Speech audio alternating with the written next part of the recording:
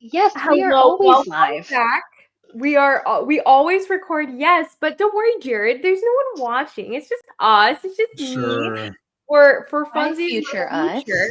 I mean, sure, future us might be shamed by what we do here today, but that is Never. up I to have no you, shame. your choices, Jared, whether or not future Jared will hate you now.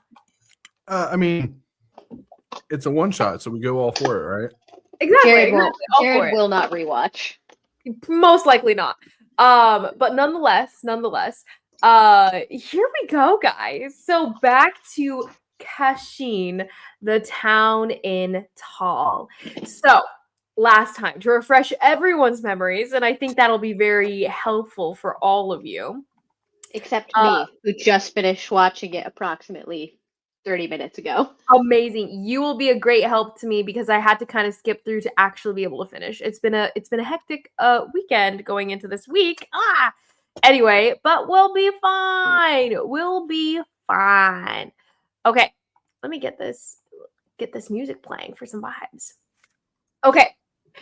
So, as it has happened, you guys have been sent by the Ethereal to take care of some missing persons, a mystery of disappearing individuals that are in town, the town of Cacheen, during their annual music festival, where people from all over the country, musicians from all over the country, have come to this town to play their music for the masses. Now, let me see. Is that loud enough for everyone? Can anyone hear it?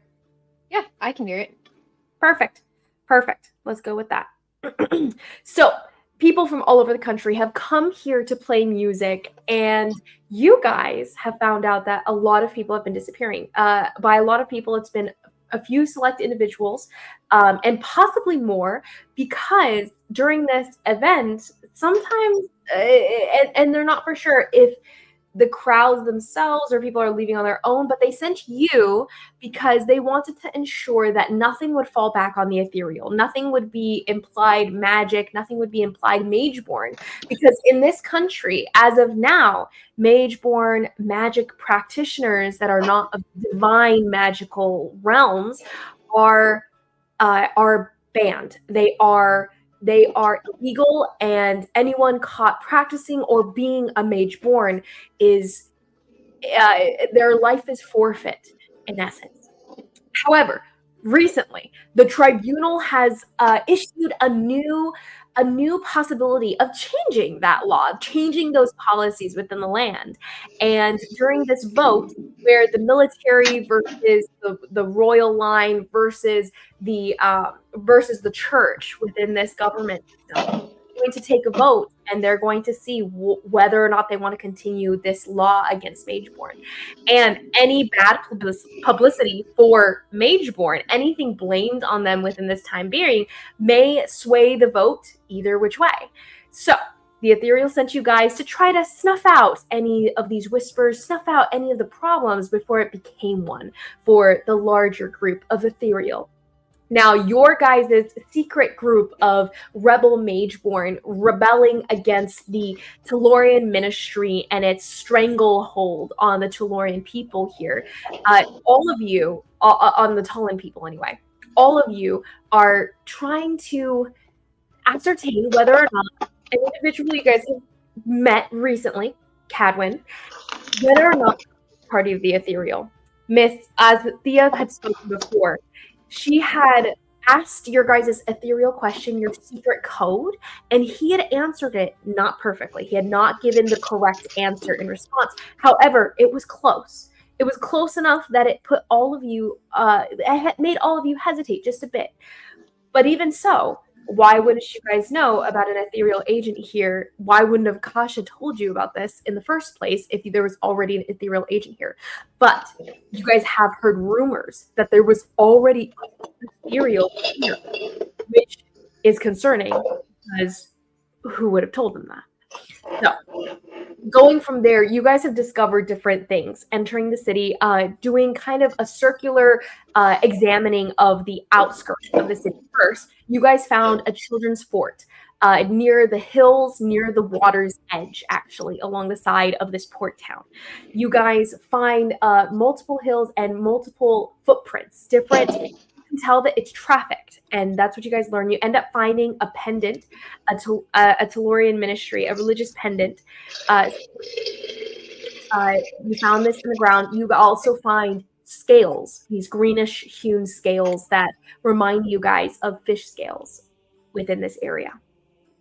You guys continue examining the town. You guys learn about the different people that had gone missing, one of which Ashburn, Ashburn booked in this local tavern, a very seedy tavern on the port. You guys find out that Conrad, the obligator of the town, disappeared as well. No one missed him. He was Dick. And then you guys also learn of Katiana, who also disappeared in town. Kind of a normal, beautiful woman within the town, and had a connection to a pickpocket that runs into Zora a little bit later. Now, as you guys kind of explore the town itself and start asking these questions, you guys learn that the party itself is the center of activity here. Zora runs into this pickpocket who's unnamed, doesn't give you his name, gives you a fake one, and as you do to him, and ends up introducing you to the talk of the town, Kadwin and his group of bards here. And when she's introduced to them, is introduced as the Vixen, a powerful, a skilled musician in her own right, a famous musician as well, and convinces them of this, getting Zora to a front row seat, a front table with Kadwin and his merry players. And you end up going on stage after they kind of encourage you a little bit playfully to go on stage and play for them. You get a very high roll. You got a 26 on that roll, and very successfully swept the entire crowd to your desired, to be swayed by your music, to be enthralled by your music. So much so that Kadwin himself stands up and claps for you in that moment, which he didn't stand for anyone else's music, not even one of his companions playing. Now, as he goes up, pretty much immediately after you or immediately before you, I forget the order of this, but as he goes up on stage, and as he speaks to you, you feel this sense of just powerful charisma from this man. You can't quite pinpoint it as magical. You yourself as a sorcerer can tell when, or at least you might have more of a sense of subtle casting like you can do. However, it doesn't strike you in that way. It doesn't feel that same tug, this magical tug that's almost indefinable, indelible. But you can tell that if you were swayed by him, you would be fully encompassed by his blue eyes, his twinkling blue eyes. However, you are not overtaken by this. You are not drowned in his charm, so to speak. And instead, as he charms the entire crowd with a natural 20 as he plays his music, and everyone is just hypnotized, mesmerized by this musician. He comes back down, you guys have a conversation, and you realize that the music he had played sounded like home. It reminded you of the music from Zora's long removed childhood. Now, as we go from there, Kadwin had asked Zora to stay with him, to come home with him for the night. Zora has answered yes, and had passed a note to be given to her friend, a note that said,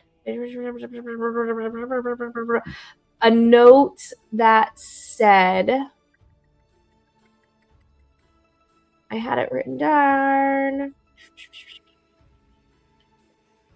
Basically, that she wasn't sure if he mentioned the ethereal, but she wasn't sure if he was actually part of it. Don't leave me alone with him. Something like that. Yeah, Basically. don't leave me alone with him specifically is what I was going to say. Yeah. Yes. So don't leave me alone with him. He mentioned the ethereal and you were looking into it pretty much. And as you pass off this note, you get the idea that he noticed you. So that is also a factor. He noticed you passing off this note, but he didn't seem to make a fuss of it. He was like, oh, perhaps she's... PSA for 2 seconds. I cannot hear anything. I'm trying to fix it. Oh, no! You can continue, but I remember what happened, but I will be a second.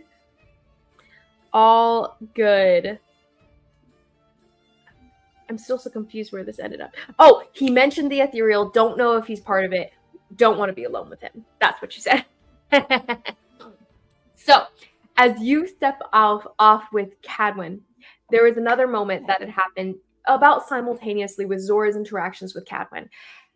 And our friend names Kallian Katori, Ashki Kallian Katori, and Kanza Weira Katori, the two air genasi, druid from the druid tribes, as well as being ethereal agents and attending this mission with the rest of you.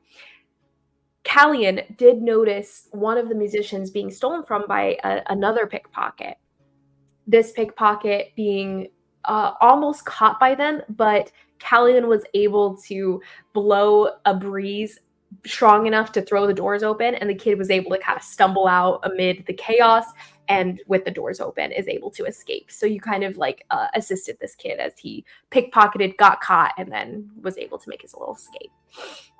Okay, so as this happens, you guys, I believe Kallian was planning to follow, and Weira was also, I assume, also planning to follow. So Thea, you receive this note. You're outside of this musical tavern here, and you weren't allowed entry because Zora was able to kind of steal her way inside, along with the initial unnamed pickpocket who kind of got her into the front of the line. There's a whole bouncer situation going on. Only certain people are allowed in. Zora gets this note passed to you as you are you outside? Actually, maybe you guys did make it inside. She made it inside. Everyone was, I don't know how, but you mentioned everyone was inside, so yeah, you're right. Everyone did. Aaron can hear you still though. Oh no, I don't think Aaron can hear us yet.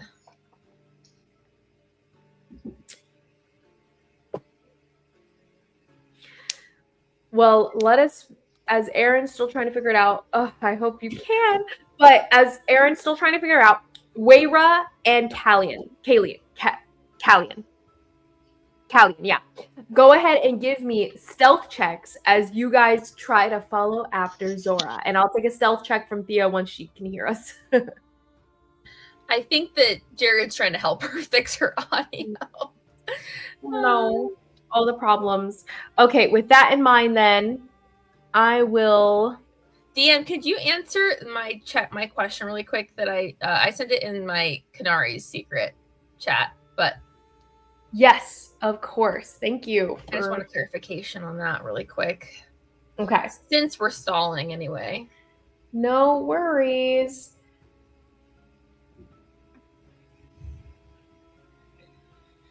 Oh, so that check, you're talking about the bracelet, right? Yeah, I don't think you specified in... I did not specify, but it is a charm versus charm.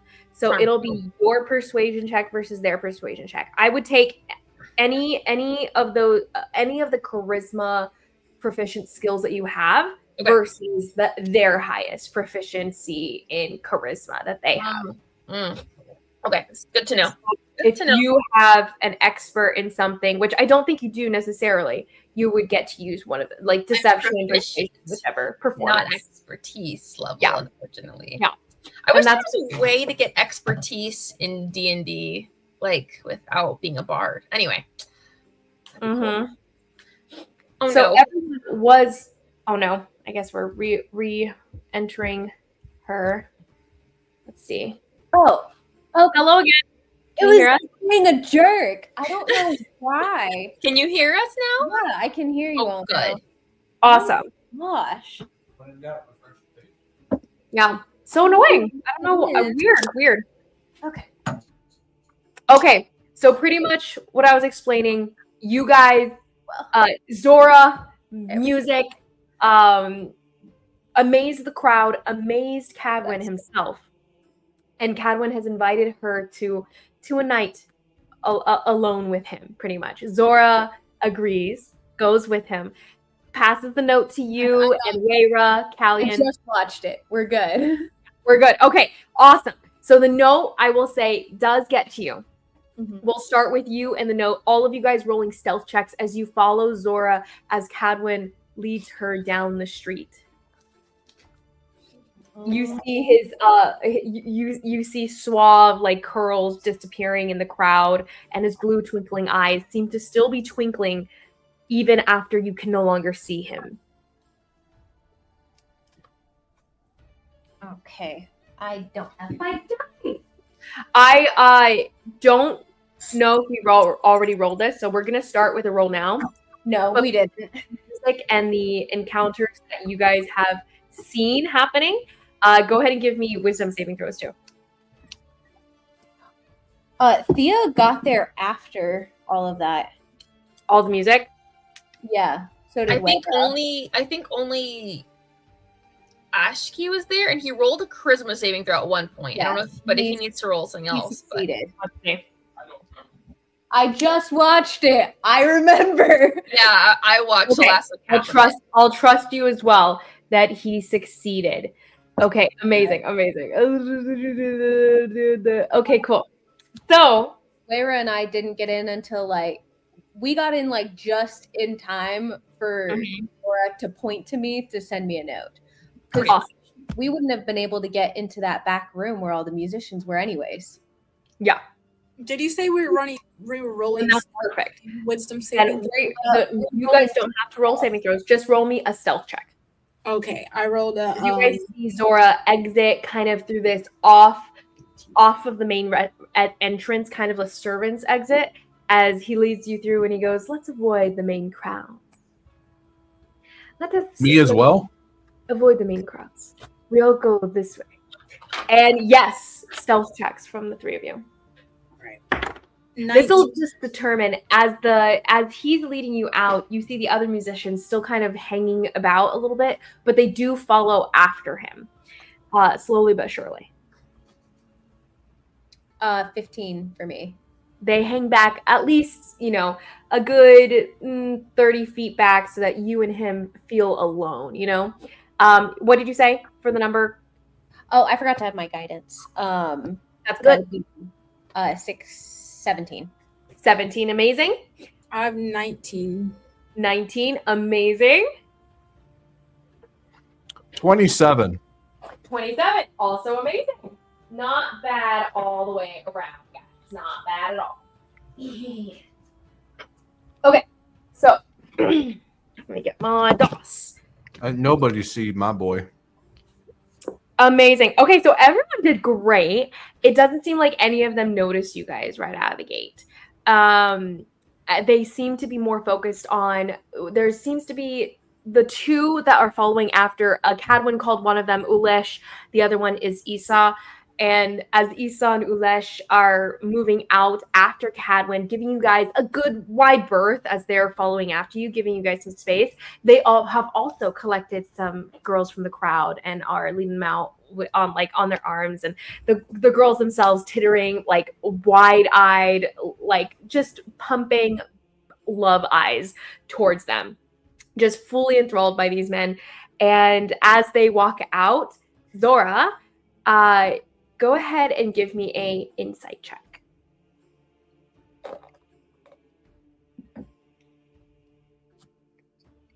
Oh, sorry, not insight check. Sorry, survival check.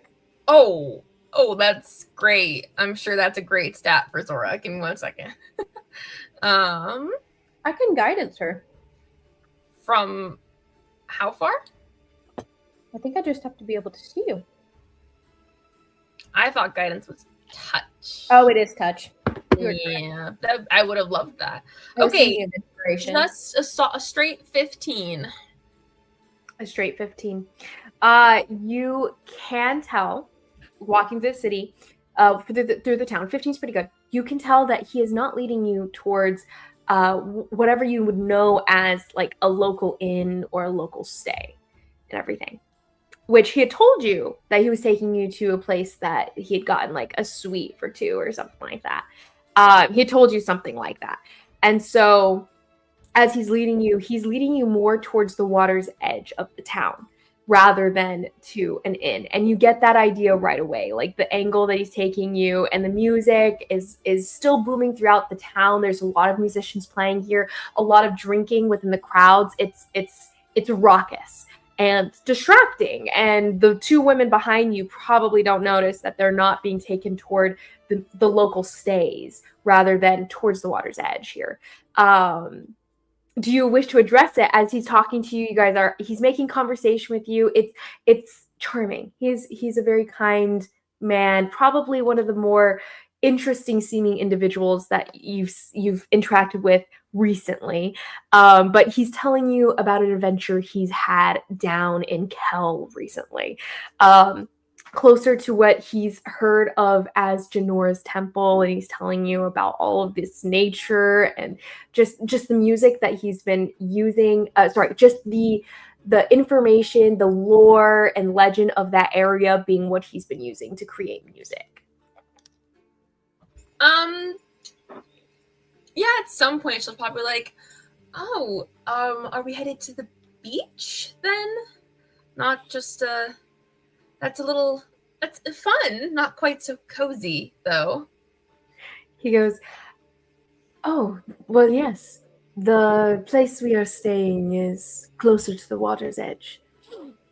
It is a beautiful, beautiful sunset, and I would like to see it reflected in your eyes. No.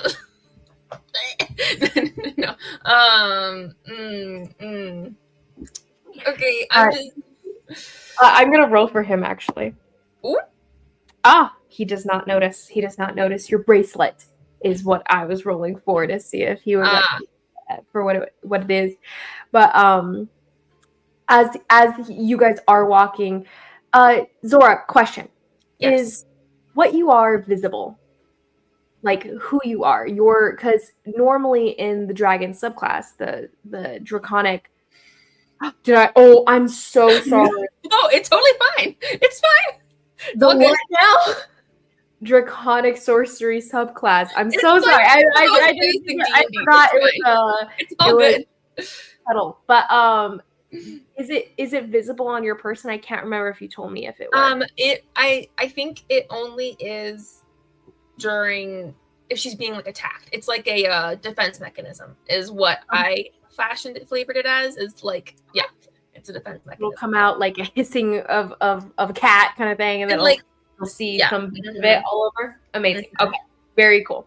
Then in this context, he wouldn't see any of this. He is just making charming conversation with you, drawing you towards the outskirts of the city. You guys are moving more in the direction of where you guys found the seaweed dress, actually, on the far end, closer to the hills where you guys had initially discovered a lot of traffic in these overgrown hills and kind of side cliffs near the water. But he is definitely drawing you upwards in that direction. In the distance, Callian, Weira, and Thea are following after. Weira, roll me a perception check. Weira and Callian and Thea, as you guys are following after. I'm good at that.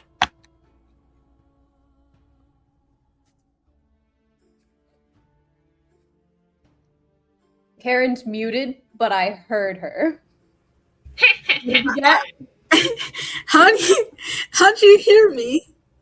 No, I've heard you make that sound before, the sound that you just made on your face. Ha! Yeah, cause I rolled a bad roll, but then I realized that unlike Eleanor in this world, my bad rolls, if I'm proficient, is an automatic 10. Because you're a rogue. Aaron is never playing anything besides a rogue ever again. I know Yep. this is so cool. If I were I Eleanor. forgot that you were a rogue. Mhm. What is your So I rogue? rolled a dirty 20. Whoa.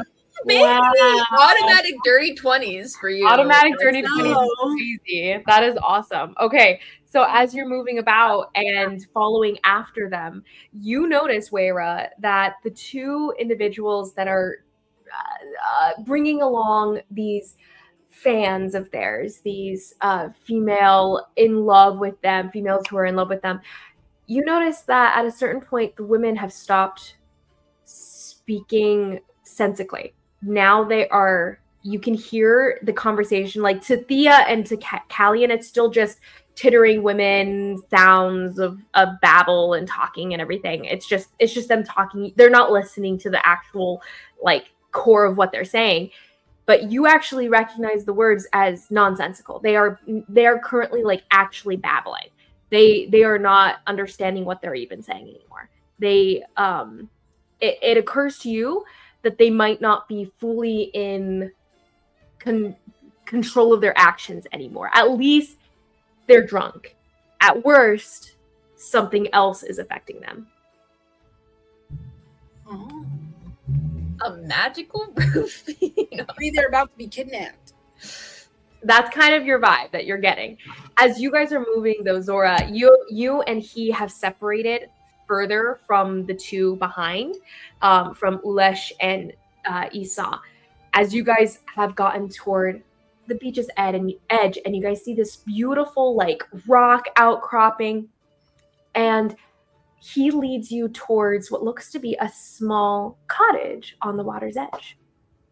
And he goes, as he motions toward it, and it's beautiful. It's this, it's this nicely built wooden, kind of got that vintage look where the wood itself has been weathered by the water, and you can tell that as the water rises, it's been hitting the base of this of this building, this small cottage, and it's weathered away at least at the bottom paint. So the top bits are kind of a ragged painted light green, and on the base it's kind of this yellowed, ripped away, just brown, because the water goes all the way up when in high tide. And he goes, this is an old family's requisition, and he leads you towards it. And honestly, this is better than any in-stay in this area, because from here you have the perfect view of the horizon and the east.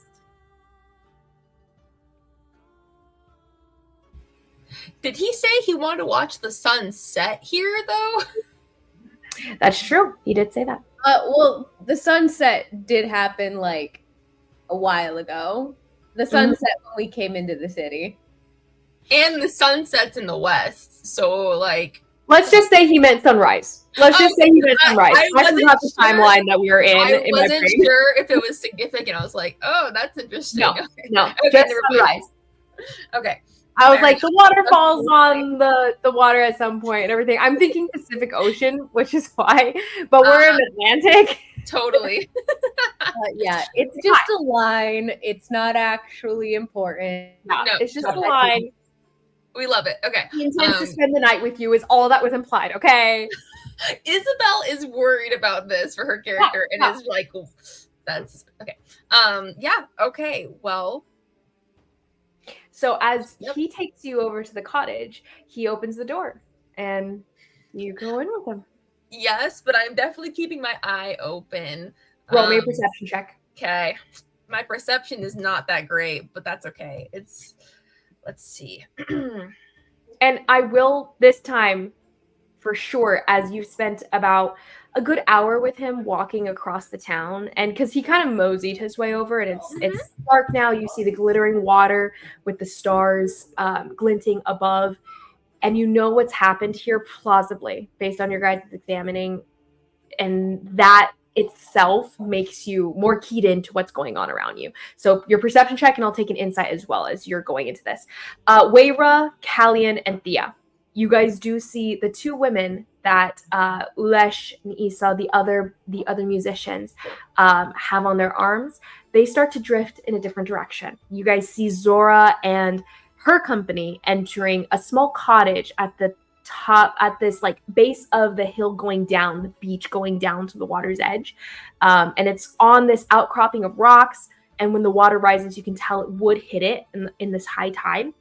And the tide is currently rising. So as the water is getting closer and closer to them, you can see that the other two take their girls down to the water's edge and start walking along the rocks. They seem to be chatting with them. Like it seems very playful, very fun as they're leading them to kind of explore the rocks and just the water overgrown area off toward the north side of the shore.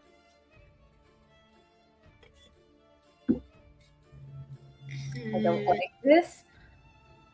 Me.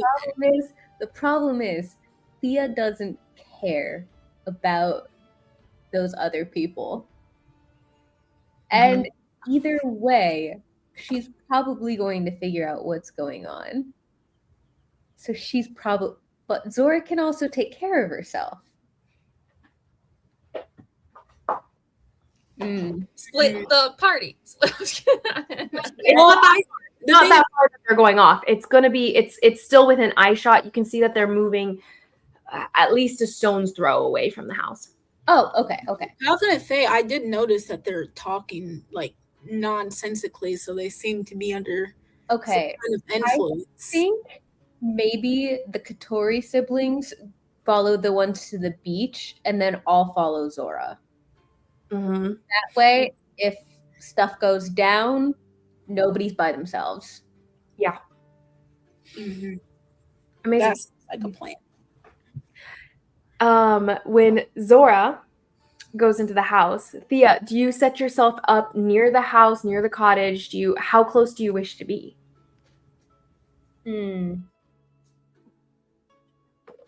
Close enough that if she needed to flag me down, she could. Nice. Okay. So there's a bit of like this peninsula of rock that kind of juts out on this north side. That's pretty much where these women are being taken out, being led towards this outcropping that kind of pushes out into the water. Now, Zora is kind of at this, I guess the elbows, like crook of the elbow, I guess, in that way, where the rock's jutting out, but you're at the curve coming into the shoreline. And on this little cottage, Thea sets herself up nearby within earshot. It's a very simple house. Go ahead and roll me a not history check. Go ahead and roll me a nature check, just as you're observing this area where this little cottage has been set up. Ooh. And then Zora, you step inside. I rolled my perception and my insight checks. So perception, I got 14. Insight, I got 23. So okay, 23. So with the 14, you do immediately register that the door itself has this glistening look to the handle. There's this like there's some sort of textured substance that's on the handle as he pushes the door open, and he doesn't necessarily he touches it, but it was already glistening before his hand left it. Pushes that open, and you see what look to be track marks along the floor of this small, homey, cozy little cottage that he leads you into. You can tell, what was your insight check? 23. 23. You can tell that this entire home probably doesn't belong to him. This place is, it seems homey, the atmosphere, it's cute. There's different decorations on the walls, like crafts, handmade crafts. It feels very feminine in art and tech and design. Aside from that, you also find little kids' decorative elements all over the walls too. You get the idea that there's at least a feminine touch as well as a childish touch here. You can see that some of these beautifully designed, crafted things like shell necklaces, shelled mirrors to decorate mirrors and different lamps and whatnot. You can see that all these setups are very feminine in nature. However, some of them are badly set up and badly designed and therefore childish in nature. And as he leads you through, you also get the idea with such a high insight that he's not as familiar with this building as he would seem to imply. He leads you over to a bed in the back of this small cottage. It's got like one front room area, and the front area has this small cook fire kitchenette kind of setup. And as he leads you to the back, it seems like he's just portraying this as his own. Like, this is his home. He plans to stay with you for the evening. And he doesn't seem to have ulterior motives far from that, from your insight. He doesn't seem to wish you ill from what you can tell coming in here. You can just tell that he's passing this off as his own, but it's not. Thea, from the outside, what was your nature check? Oh, nature. I'm glad I rolled for guidance on that because I have a -1 to that. 17. A 17. With a nature check 17, you actually do notice this silken, slimy. You get the scent first. You catch the scent first, and then you can move towards it. And what you would have just immediately assumed was the smell of seaweed and scrunched up, maybe fish excrement, maybe turtle excrement from the beach side here. You get the idea that it's stronger than that. It's almost like rotting. You go over to this small, like shoved aside trash almost. It's not trash, but on beaches where there's just shoved aside seaweed, piles of seaweed, trash from the ocean, stuff like that. Not trash, but just gunk from the ocean just piled up on the beach. You come to a pile of that's just been pushed off, and it's probably, swept up toward the house, and they push it off to this side pile, and it's just piled up. You find a shed, thin, scaly flesh. You find silken, it seems like the outer shed skin of like a fish. That's what you get the feel for as you're feeling it up. But you smell it. It's rank, and it seems not altogether fresh, but not altogether old enough that it wouldn't still have this smell. You would probably a few days since the shedding. Is it like as big as a person, perhaps? It's big. It's caught up amid seaweed as well, and all like just gunk from the ocean, leaves and whatnot too, grasses and whatnot. But as you're kind of like pulling it out and finding this completely separate substance, greenish hue, similar to the green scales that you had found before. Excellent. Okay. For a clarifying point for Aaron, I thought he had previously said that he was from out of town and in town for the festival. Mm-hmm. Okay. That is correct. Excellent. Zora also heard that. Very good. Zora is just seeing where this takes her, honestly. She's just like, she's just, yep. With that, can I also just get like as close as I physically can to the house? Of course, you can totally do so. Roll me a new stealth check as you are coming into the next hour, I guess, of the Zora and Kadwin spending time together here. Zora, Kadwin. Don't get too close, Thea. Yeah. Kadwin will be pouring you a drink. He finds a bottle in one of the shelves within their home, this home that doesn't belong to him. He pops the cork, pours out look just into a small mug. He seems to like search along the cabinets a little bit to find where the cups are, stuff like that. That just really implies to you that this is not his place. Serves this to you. Do you drink?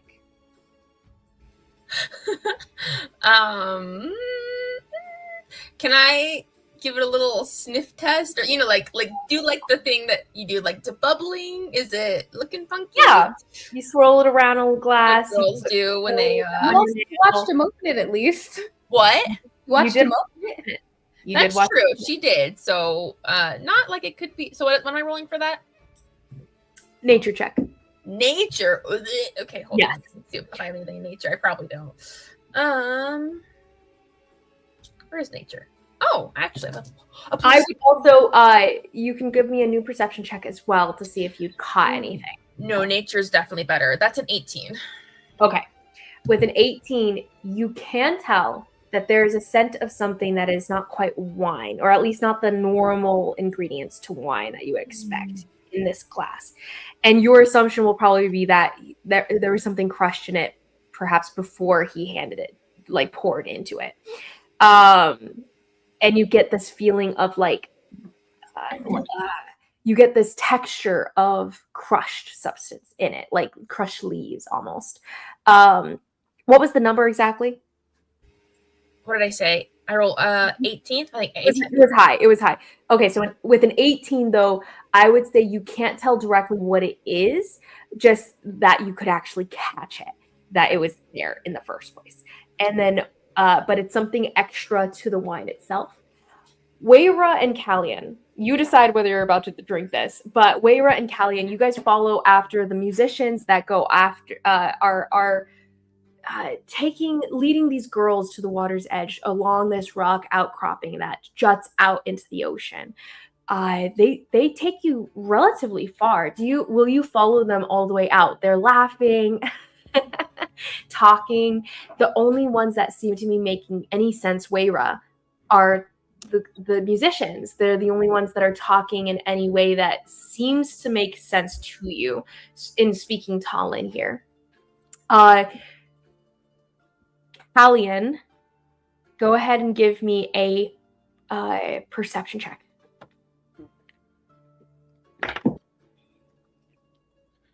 12.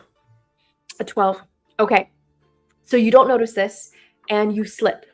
As you're walking about on the rocks here, you slip, and you barely, you throw out a hand to kind of catch yourself as you fall deeper, and your foot slides into a crack in the rocks here. Roll me a Constitution saving throw as you scratch up your leg, as your leg falls down into this. You can see algae on the rocks. You can see reddish growth on the rocks, where you can see that the rocks are normally covered in water, and the water is still rising, but it hasn't fully come back to full high tide yet. Dirty 20. Dirty 20. Okay, amazing. You shake off, you feel this sense of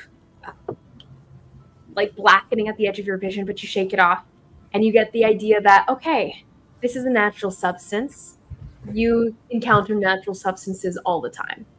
Waira, as you're going about, go ahead and roll me a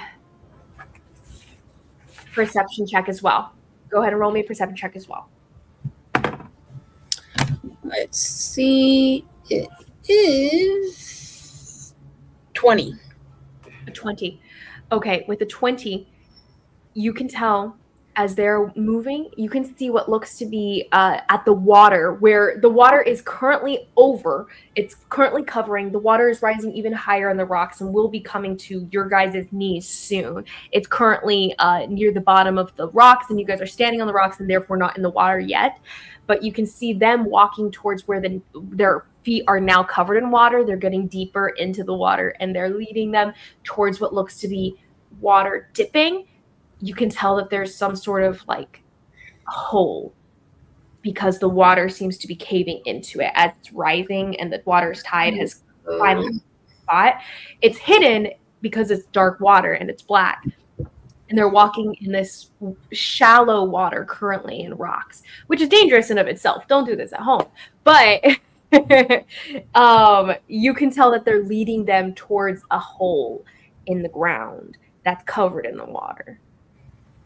Mm, It seems to be rather wide too. It's almost 5-6 feet across. okay. From your perspective, So, sinkhole in the dark, in the dark rising tide. let's see. What do we do? It's up to you. You can continue following. They haven't seemed to notice you as of yet, but I will at this point, since Callian did fall, go ahead and give me a new stealth checks for the two of you to see if you guys can keep hidden as he takes a slip and there's the sound of him catching himself. 23. Dirty 20 for me. Dirty 20. Amazing. Monks and rogues, man. Yeah, Woo, you guys are good. You guys are good. You guys fall and you guys just kind of freeze for a moment. The walking continues up ahead and you guys pull yourselves back up and you're still kind of like crawling and scaling the rocks. You guys work in tandem. There is this natural understanding that you guys trade between each other, just being siblings. As you guys continue, Weira does throw back a small druidic undertone of a hole, a sinkhole in the water. And you get the idea, oh no, these women are about to disappear. What do you guys do? Disappear in the water. Mm-hmm. I'll just follow and go underwater. Okay. So as you move forward, in this moment, as you make that decision, Weira, what are you deciding to do? Let's see.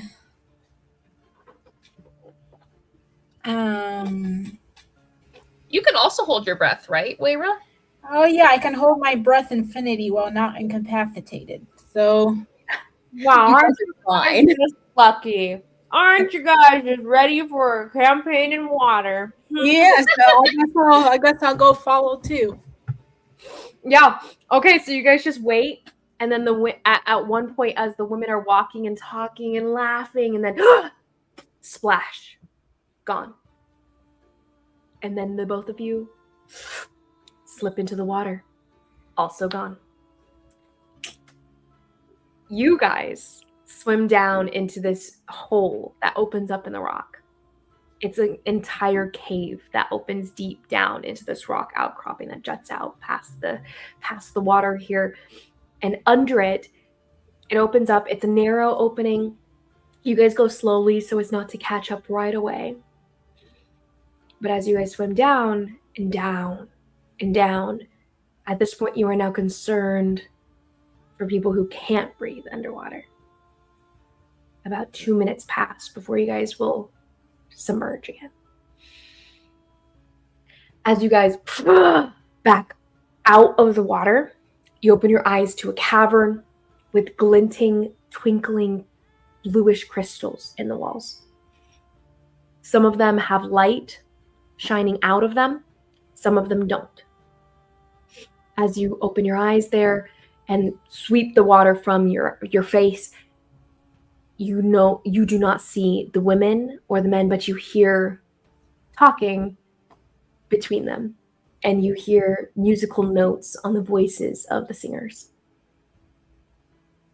Now, go ahead and roll me a wisdom saving throw, the two of you, as you guys listen to them croon. 11. Ooh, buddy boy. Maybe. Let's see. You are now charmed, unless you have an ability that stops you from being charmed. Hold on.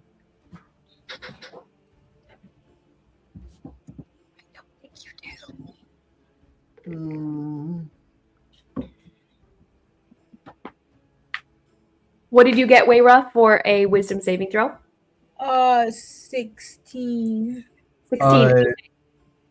Weira, you hear the music, and the music does not sway you, but Callian, You do feel So- that the music could only come from a positive force. It's beautiful. It's more So than you experienced. I do have a ability called Stillness of Mind, which I can end a charmed or frightened effect on myself. So Weira, as you open your eyes and you guys hear the music and you see Callie and his eyes glaze over for a moment. Callie, and describe to us how an air genasi, this air genasi trained in the ways of the druids and in different ways, different training of a warrior, how do you shake off this effect? The music is enthralling. I'm not gonna lie, I was not ready for this. His eyes definitely go that like kind of like glistened over white. And he starts to take that step, and it's like that step. He just has this, I don't know. It's just this ability that as soon as he takes that first step after being charmed, it kind of like jolts him, and then his eyes go back to normal. Amazing. It jolts you, and you feel the air itself around you shiver, and you feel cold in this moment. But the wind itself seems to like shake you out of it as you jolt, and all of your muscles tense. And then the music is no longer enthralling and beautiful. Instead, it sounds like animalistic. It sounds like a higher pitched whine. It's you don't actually understand why you thought it had been beautiful before. Weira, the music, it sounds not quite like a human mouth could produce it.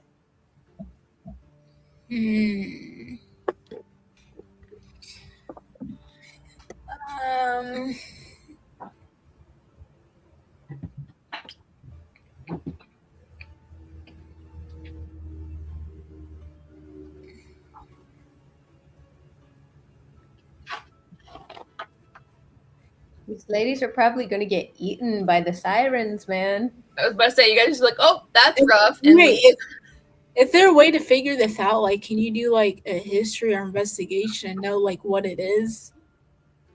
Yeah, roll me a nature check as you try to like ascertain like where that sound could be coming from. What Nature. key. She likes nature checks. Oh my goodness, does she? She can't roll unless she rolls a nat 1. She can't roll lower than a dirty 20. Exactly, dirty 20. A dirty 20 is amazing. Karen, do you like rogues? Yeah. Like, Do you want to multi-class Eleanor into rogue? Actually, hey, an Inquisitor rogue, that could be pretty good. Okay, so with that, you can tell you understand that there's different types of creatures in this world. You understand that there's things out of the dark that creep and crawl, twisted things, turned things, different things. And these things, in the past, you've heard of them in myth and legend. And you know that in the dark days, things that weren't of a terrible origin were corrupted and became terrible. You know that there used to be merfolk that existed within the water, especially in Jadith's ocean, especially in the Jade Ocean. You knew that there were legends and lore of these creatures that would swim below the surface. Beautiful creatures. And strong creatures. But at some point, those legends became darker and darker until they were no longer positive creatures. They were no longer something that you wish to come across, rather something you would never wish to encounter. You'd heard of their song and the whining substance of it but also the enthralling substance of it. And just that moment where you see your brother almost overtaken by it, but the moment that you understand what it truly is gives you that sense that these are these corrupted creatures of the water. And you would call them marrow. Okay.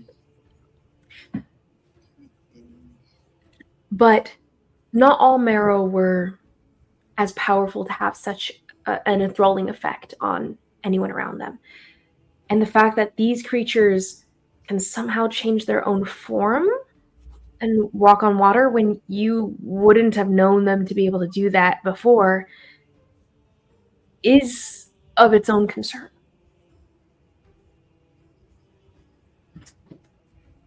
It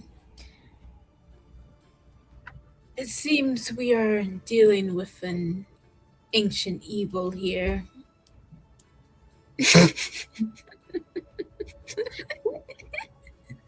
Perhaps.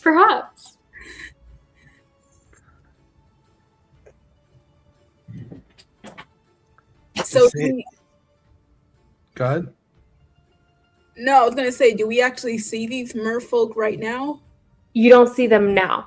You only hear their song. There's a continuing cave that goes deeper into this cave system. You're in this lagoon right now, and there's a small opening that you're in. It's probably like 5 feet up, 5 feet wide, this small bubble in this cave system, and there's a tunnel that leads from here. So you can get up out of the water and continue forward. That's where these women have disappeared into. And you hear them being sung to. You no longer hear the women speaking. We need to go check on these people, ladies. Yes, I think so too. I don't think whatever is down there is good. Okay. So, as you go forward, does anyone speak Aquan? No. Do either? They do speak primordial, which means they could hypothetically get bits and pieces because it comes from Aquan is a dialect of primordial. I like that. That's pretty smooth. I'll take that. Go ahead. Both of you, whoever speaks primordial, which I believe is Callian, you roll. Oh, both of them? Amazing. Air Genasi. Yeah.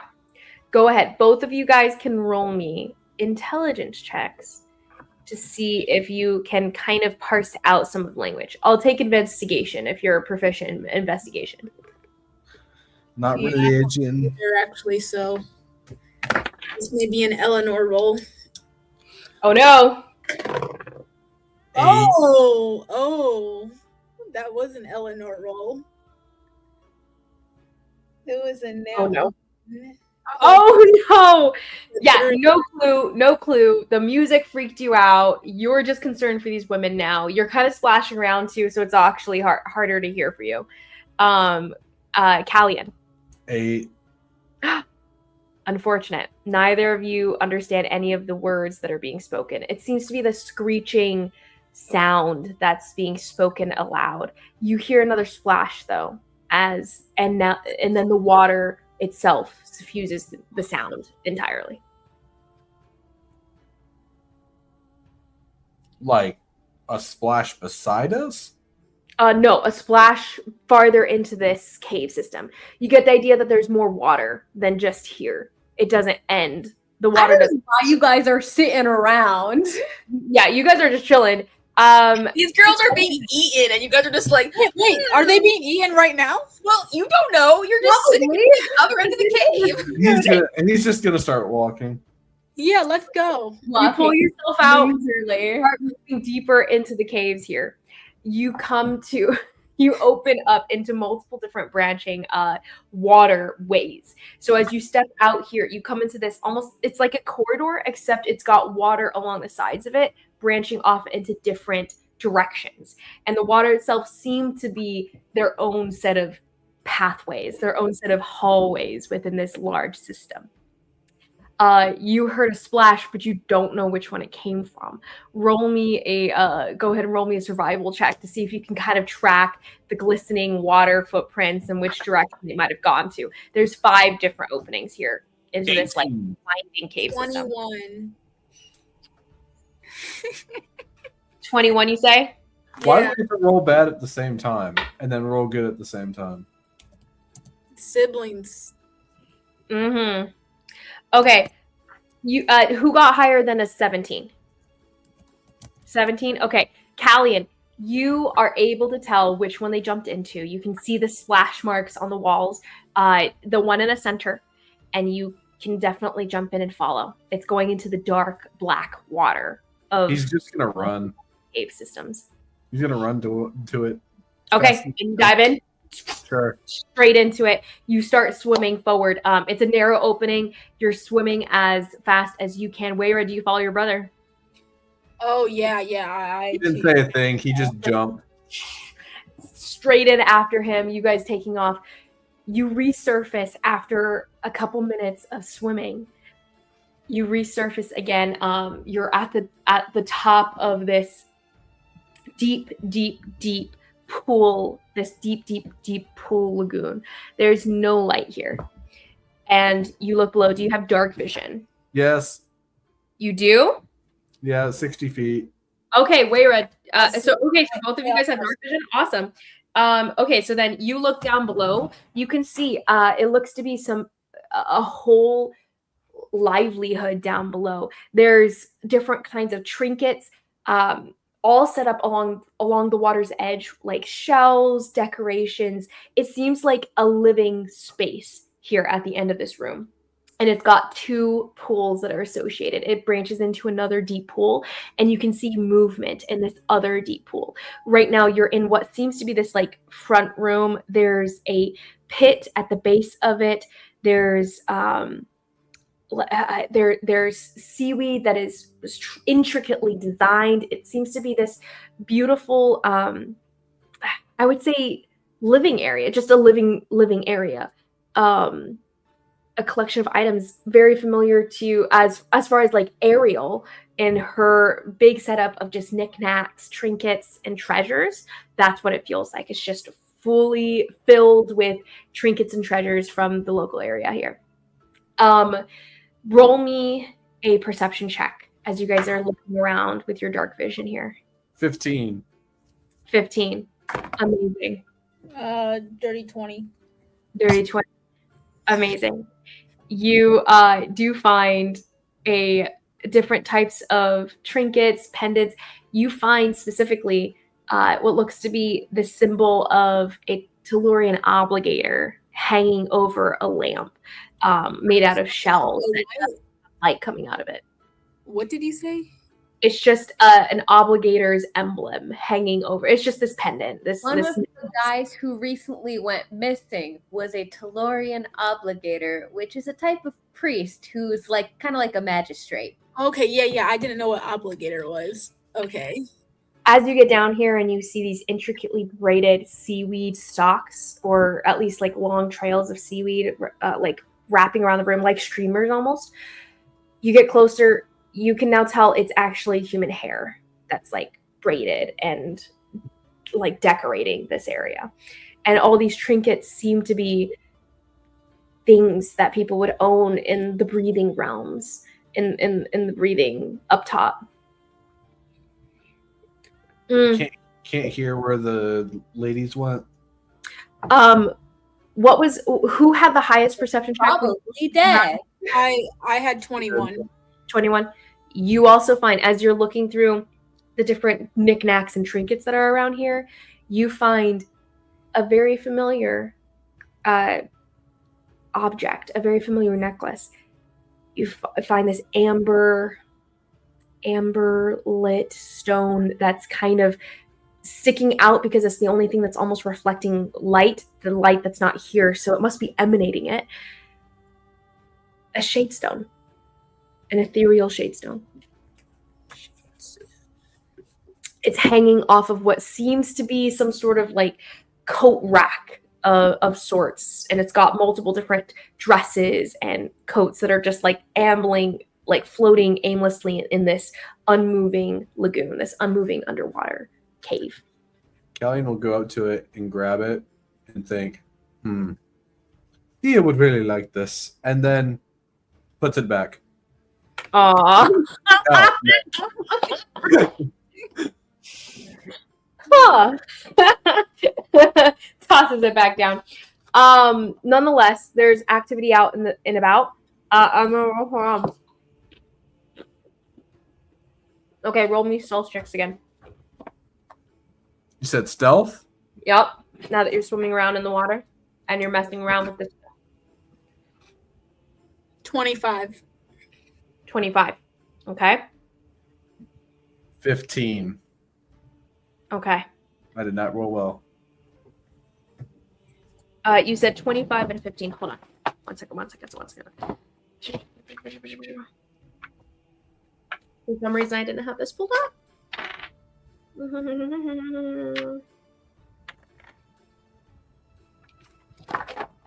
Hold on.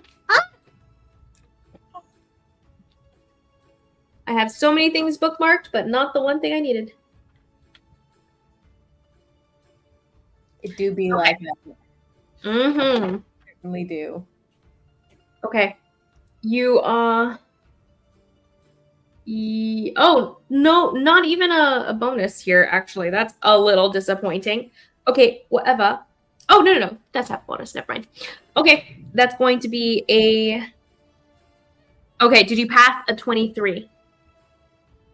She did. I did. Okay.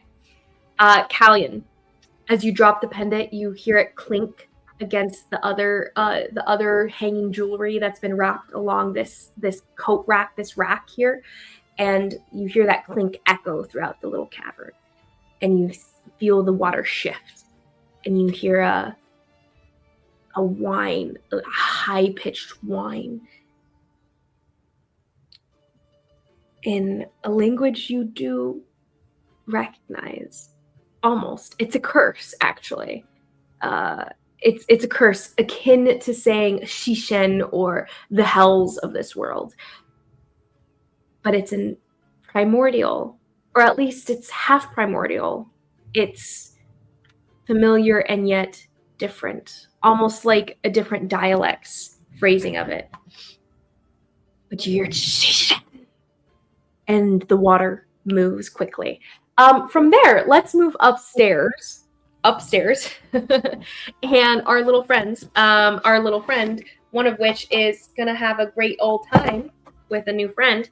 So do you drink the water? Do you drink the drink? Do you drink the Kool-Aid? And I do a performance check to pretend that I drink it, mime that I'm drinking this. I will take that. Yes, let's get a performance check mime of this moment of you drinking it, and you want to swish the water around a little bit just to make it sound like it swished into your mouth. Yeah. 19. A 19? Ooh. Okay. Doesn't notice. You drink it down. Well, I don't drink it. The conversation continues. Yeah, go ahead. I was gonna say she'll probably, as she's pretending to drink this, she'll get up and look around the house and be like, it's a lovely home. I am impressed with your decorating skills. Did you pick this all out yourself? No, I invite others to participate in decorating for me. Perhaps you would like to add your own decorations to the mix. It is a beautiful place made more because of beauties like you. So I'm just one in a string of many? I believe I am as well. Come, join me.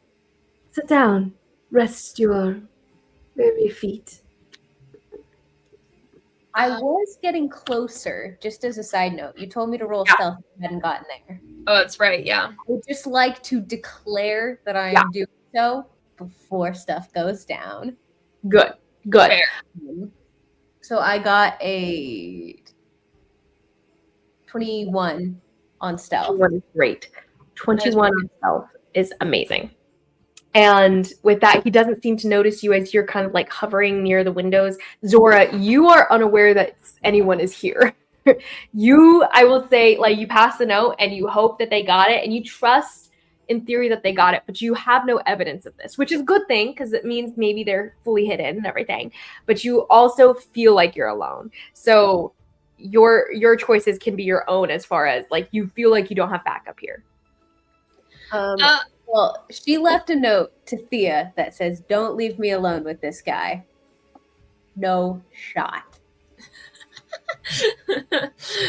But she doesn't know if you got the note, so she's having, but she trusts Thea, but it's just I don't know exactly what's going on. So yeah, she'll go and sit down next to him. Is that what he was motioning her to do? No. Yeah, he kisses you. Oh, okay. She'll kiss him back. Yeah. Yep. It is a delightful kiss.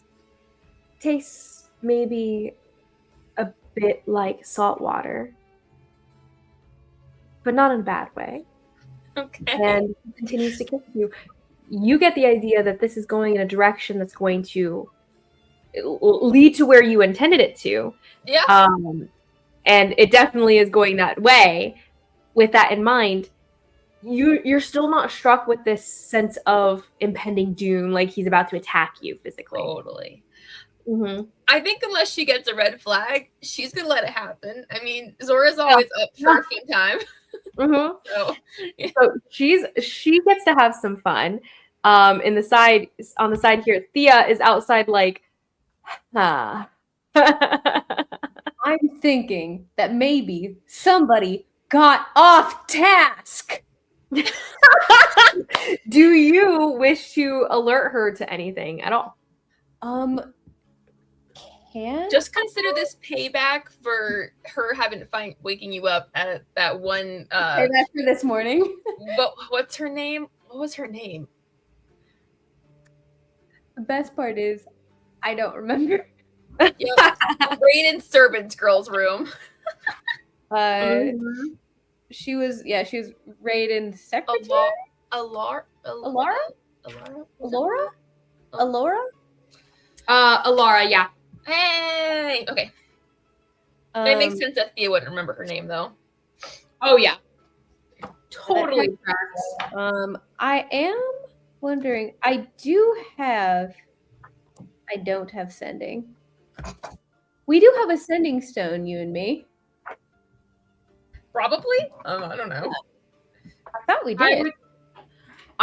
We'll say, yeah, you guys can have a setting stone in this context. Yeah, we gotta have like some form of communication. Yeah, I would say you guys have a setting stone, totally.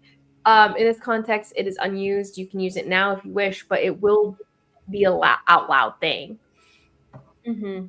It's not like an individual earring kind of thought thing. you use it just to cast the sending spell, which is not out loud, right? We have always ruled it that other people can hear the sending stone as it's as it's happening. So the sending spell is inherent to the stone itself, but it's saying it aloud. Like if you guys found a sending stone, it would still cast it to the person. Like you would still hear what someone else is saying. So if you guys found like a random sending stone and someone used it, you would still hear it. Okay. Well then. Yeah, I would say it's like a walkie-talkie. Yeah, I'm not gonna use it. Unfortunately, you're not Canary. So sad. Yeah, I am not going to use it.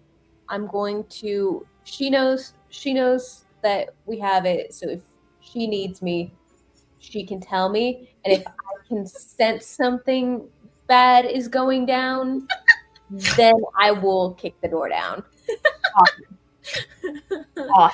Awesome. So with that in mind, Zara is laid down to rest, and Thea hangs out outside waiting to see if some ball drops. Zora definitely got off track a little bit. Sorry, girl. No, you're fine. You're fine. She's apologizing to Thea. That was a Zora apology to Thea. Yeah. Got it. And then Waira and Callian downstairs. You guys have come down here, have explored, touched some of this stuff that's here. And Callian, you hear a shishen from the other room echoing through the water, and it seems to naturally travel through the water almost. And you get the idea that this is, yes, it's part primordial, but it's also part Aquan, the way it's spoken. And then you see the movement. What do you guys do? Do you guys try to hide? Do you guys stay here in the open? There's spots that you could plausibly hide, but it might be more difficult.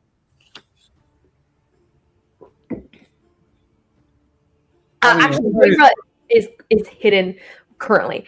I would say she's like tucked behind one of the racks of things that are just that are hanging off of the walls of this treasure trove here. So she is actually hidden. Currently, you, Callian, are in the middle of the entire place.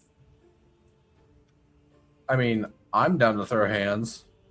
Okay, so as you see this large creature of slick skin, scales, this face that's fish-like and yet humanoid at the same time, and these arms that are webbed, like latch onto the side of this archway into another part of this lagoon, pulls itself forward and whips its tail so that it rushes right into your space, and you have this large creature looming over you with this large, these braids, beaded, beautiful sashes tied into the hair that kind of flow in the water, long, strikingly sharp clawed talons for nails, and a beak-like nose, beady eyes, green glass-like, and the skin itself is this greenish gray hue, more gray than green,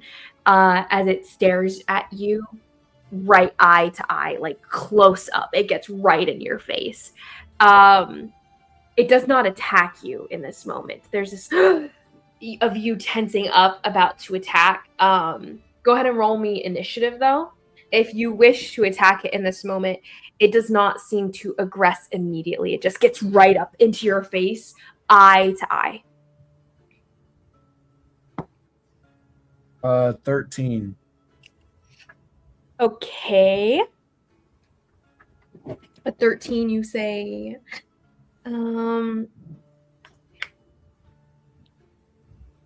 Okay. Yeah, so you can definitely move. Do you wish to do something in this moment as it rushes up against you? I'm gonna ask, where are the ladies that you brought? Sure, we'll say you brought. And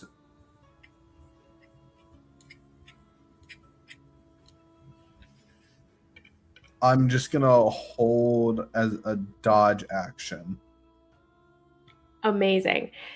As she's right up on your face, and you answer almost calmly. There's this feeling of an unrustled individual. The breeze blows, but you are untouched.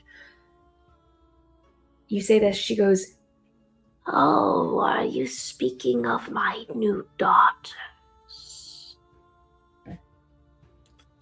You must Sons are so irritating." And she sweeps around a little bit, and the tail kind of runs up against you as she pulls her way around in this lagoon area, and she runs her hands along all the trinkets and all the pieces. She goes, "Men are so disappointing, but at least they feed me." So true. And he's just gonna step back and get into his stance. You kind of get into this tense stance. She goes, "Oh dear, you don't wish to battle me alone here, down below in my home." She snaps her fingers, and all of the conch shells in the area start whistling this small humming tune, and it's haunting. She moves her hand, and the music rises and falls. She goes, "My sons are here too, and my new daughters. You should go. Unless you like something. She sweeps away. Her swishing little tail kind of turns on you as she moves. And she kind of like curls out a little finger and beckons you forward. He's gonna grab whatever that was her tail or whatever, and he's just gonna grab it. And it's like a giant muscle in your hands. It is like the whipping tail of an alligator. As you grab it, it drags you forward and drags you to the side. It is pure muscle in this tail. Roll me an athletics check. 4. A 4.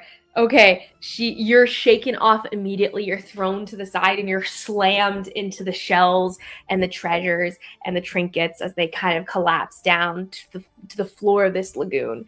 And she turns under the water, just comes up against you. Yeah, she comes up against you and you see the claws strike out at your neck. My things, as she streaks towards you. How do you dodge this in this moment? You're completely successful in dodging this. She gets a natural 1. How do you make her fail in this? I'm thinking it's just gonna be like from 2000s Tobey Maguire Spider-Man whenever the Flash goes to punch and he just goes and just kind of like, what was that? You are this monk and you move swiftly, even under the water. And as the hand slams at the rock behind you and makes the whole thing shiver and the water around you quake, you do feel it would have been painful, but you definitely dodge it. And as her hand kind of retracts from the stone, she goes, daughters. And she turns. You see multiple tails kind of slipping out from behind the water, behind the curve of the archway. You see mutated, half humanoid, like more human than she is, very obviously, but less human now, as you see tails having like deformed part of their legs, twisted them together into what could be a tail. You see bits and pieces of flesh turned to scale, and some of their eyes being half human eyes and half beady fish eye on some of their faces. Splotchy green and tan skinned, all of them. He's just gonna say, either you turn them back and we can settle this diplomatically, or you shall face justice. She goes, oh, but my sons brought me a gift. I can never say no to them, no matter how ugly they are. And you are now in full-blown battle. Where are you getting in on this? She's just chilling. With Karen. that, Oh, she's muted. Wow, I've been muted. No, I'm not chilling. I'm plotting. Oh, you're because- not. I No, thought I'm not Karen. roll me initiative. I thought she was gonna say no. I'm not getting in the battle. I was like, Karen. No, I'm gonna get in battle. I've been plotting my attack this whole time. Oh, wow. Good job. Okay, what do you do? As you are hidden, you have the active surprise. You have Oh, surprise. good. I rolled my initiative 16. Initiative 16, amazing. And that totally tracks for this as well. Totally tracks. Okay. Go ahead. I'm gonna do a sneak attack. A sneak attack? Okay. Go ahead. You make your attack, and you have an advantage because they don't see you. What kind of rogue are you, by the way? Inquisitive? A rogue? Are you an assassin? A scout. Okay, never mind. You have sneak attack on this though, and advantage on the roll. Yes. And also, like, I'm trying to figure out what exactly sneak attack does. I just see it on my sheet. I'm trying to like look it up. And It gives you extra damage, which is dope. yes, that's the thing. I'm trying to. I don't know at level 12 how much damage. Yeah, I just saw the it should say a number of d6s. Yeah, By the 'cause way, I saw a table and then I can't find it. And I'm like, as she looking moves, again. Callie Oh, and here Doug, it is. like, and she stripes next to you and she calls her children. You start hearing her give this like clicking noise. Okay, so this Great. is so it deals so at level 12 it deals extra 66 damage. Dang. So So Karen, or is that your sneak attack is something that you tack onto a weapon attack. a weapon attack? So you're Okay. going to roll a weapon attack, and then if you hit, you get to add that 66 to your Okay. weapon attack, Okay. in addition to the regular damage. All right. So then with my weapon attack then I believe you get to roll it at advantage because you were hidden. yeah. Yes. Because You're hidden. You have surprise. I'm Yeah. hidden. But So let's see. So then this creature, she's a what can I kill her with or hit her with? Like any weapon works, you know? weapon. I would say you are vaguely aware that this kind of creature, non-magical attacks probably won't do too much to her. Just based on your nature check from before. Do you have any like +1 weapons or magical weapons?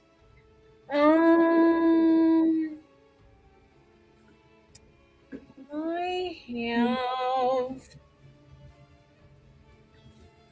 Let me look at this, see what this is. I don't necessarily believe so. Normally, you guys aren't necessarily fighting monsters like this. You guys are normally fighting like flesh and blood creatures like yourselves. Yeah, I mean, there's this like shocking grabs that like deals 1d8 lightning damage. That And then is increases by level, but is that helpful in this situation? Yes. magical, but you How do you have access to that? I think it's Air Genasi gives it to you. Oh, Air Genasi, got it. It's a touch spell, so you'll have to go up and touch her for it. And I believe you only get it one You or wouldn't get sneak attack with us either. yeah. You don't get sneak attack for spells. I would say Weira should attack the way she normally does, do her damage, and you'll at least do some damage. It just might not be as powerful as you might expect. Okay. So one thing is significant here. You do have disadvantage on the roll because you're underwater. Darn. Okay, so I guess I'll just attack normally. So I guess with the So you'll just have a straight roll. You have advantage on the attack, but you have a straight roll now. I'll still give you sneak attack though, just because you are surprising this individual. Okay. So I guess I'll attack her with a dagger. See if that. Go for it. Plus, she's actually you get sneak attack either way, actually, because Callian's in melee with her. All right. Oh, okay, that was good. +9 is 27 to hit. 27 is awesome. Okay, so 27 to hit. Go ahead and roll that damage. All right. Oh, and I have sneak attacks. I have to add that. Okay. Let me get out my other dice too, so I can like save time. Roll them all at the same time. That's the most fun part. Yeah, I know. Okay, so Can I get some clarity on, are they like fully submerged in water? I thought they were in They're like underwater. next to water. They are underwater. Oh, This is an underwater like treasure trove, like aerial. Oh, I thought it was a cave. Like you come up into a cave, and there's some water, there's some land, and there's air. It's just So fully. once they went down into the water, in those branching pathways, they were just underwater. There was an air bubble up above, but when they looked down, there was this entire like treasure trove that they swam down to kind of explore and examine, where there is just hanging trinkets everywhere. Okay, so like just on the meta for Jared and Karen, you guys do not have to fight to the death here. The people that we came to save, I don't think you're going to be able to save them. You can run. Oh, You You can run and get Thea and Zora to help you because wait. You mean they're eaten? They we are mutated into fish people. So they got turned into monsters. That's who's behind her now. Mhm. Her daughters are the women that the guy. you get the idea that she didn't finish what she was doing too. Wait. So am I gonna finish my attack on her and then maybe? You can run, but I'm just saying because neither of you guys can do magical damage. You guys are at a severe disadvantage against her. Thea And you're Zora underwater. are both casters. So if you can lure them out to the surface, Thea and Zora could help you. And there's her two sons, and possibly the two girls might also fight you at this point. Also, I don't know. Thea is a holy person, and holy people can heal. So if you can get the daughters out, Thea might be able to reverse what's been done to them. Okay. You do know that Thea is a holy person and she is a healer. Okay. So wait. So what about this attack I'm in the process of? Should I just Oh, scram? it's already done. Oh, yeah. I already hit her. So I was just for the meta for Jared and Karen who have not experienced much running away type combat. This might be one of those. Your call, though. You do what you think is best for your character. If you guys stay underwater, Thea and Zora will not be able to help you because I don't think either of us could get down there, even if we tried. I'm about to start. Okay, punches. let me add up all this damage and then I'll probably scram. Add up all of your damage. Yeah. Let me just add up all this damage real quick. Hold up. Wayra after Wayra, by the way. Kaladin, Caladon. That's 30. Wow. That's 30 points of damage. Callian? Wow. Now I think it's Kaladin. Callian. That was definitely not the inspiration. That's Good. exactly what you said last time. Yeah. Verbatim. Kaladin, you're on deck. Name's Kaladin now. Yep. Callian, you're on deck. All right, so I am within melee range. Yeah. Wayra, how much damage was it? 30 points. Oh, nice. That was really good. You shoot out this arrow and through the water, and it does hit. And you get the idea it didn't sink as deeply because the water slowed it down. So you see the hag reach for it and stare at you as she now sees you. Her beady eyes lock on you in the darkness. You guys are in pitch black darkness, by the way. You said it's my turn, right? Yes. Go ahead, Callian. He is going to stunning strike. Ooh! You come up behind her and sock her in the side of her face. The mutated marrows, by the way, are swimming slowly towards you guys, but it's a small lagoon. There's not that much space that they have to make up. They were just in the other alcove of this lagoon. They swim towards you, and Callian, go ahead and roll that attack. You do have disadvantage, by the way, because you're underwater. Oh. That is still a 15. 15. Amazing. Okay, so with a 15, Well, actually, not that amazing. As you throw this fist and you're coming in, was trying to slam it against the side of her as she looks towards your sister instead of you, and you try to use that moment. You sneak up behind her, swinging your arm, but it's slower under the water. You're slowed down by the current, by the weight of this water, and her tail whips out behind you, smacks you backwards, and knocks you off balance, so you miss entirely. You That miss was her. Make another distraction. Ha! I'm attacking again. Go for it. You swing up with the other one. There was a feint. It was a feint, and that was a 19. 19 with disadvantage. Yes. Awesome. Yes, you slam into the side of her. She didn't expect it. She thought that was the true attack. Roll that damage and stunning strike. She'll roll a wisdom saving throw. Constitution. Yeah, totally passes it. She totally passes it. Constitution saving throw. I mean, I'm sure she passed it still. Yeah. But it is a con save. Totally passes it still. That Bummer, is dude. 11, and then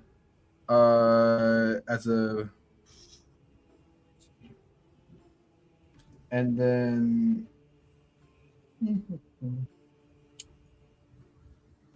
oh dang, where is it at? I do think you guys should, at minimum, try to get back up to that air pocket so you guys can fight on dry land instead of every attack being at disadvantage. Just a thought. That's fair. So did I tell you that was 11 points of damage? No, you did not, and now I know. Thank you, sir. And then bonus action. Shoot. Okay, I got a pencil. Okay, so you come up behind, striking again, and do you have another attack for this? for what? I can technically do it as a bonus action, but I'm trying to figure out what I'm gonna do. How far am I away from the air pocket? How far are you away? Yeah. You're gonna be about 15 feet down. You have to swim back up. Oh.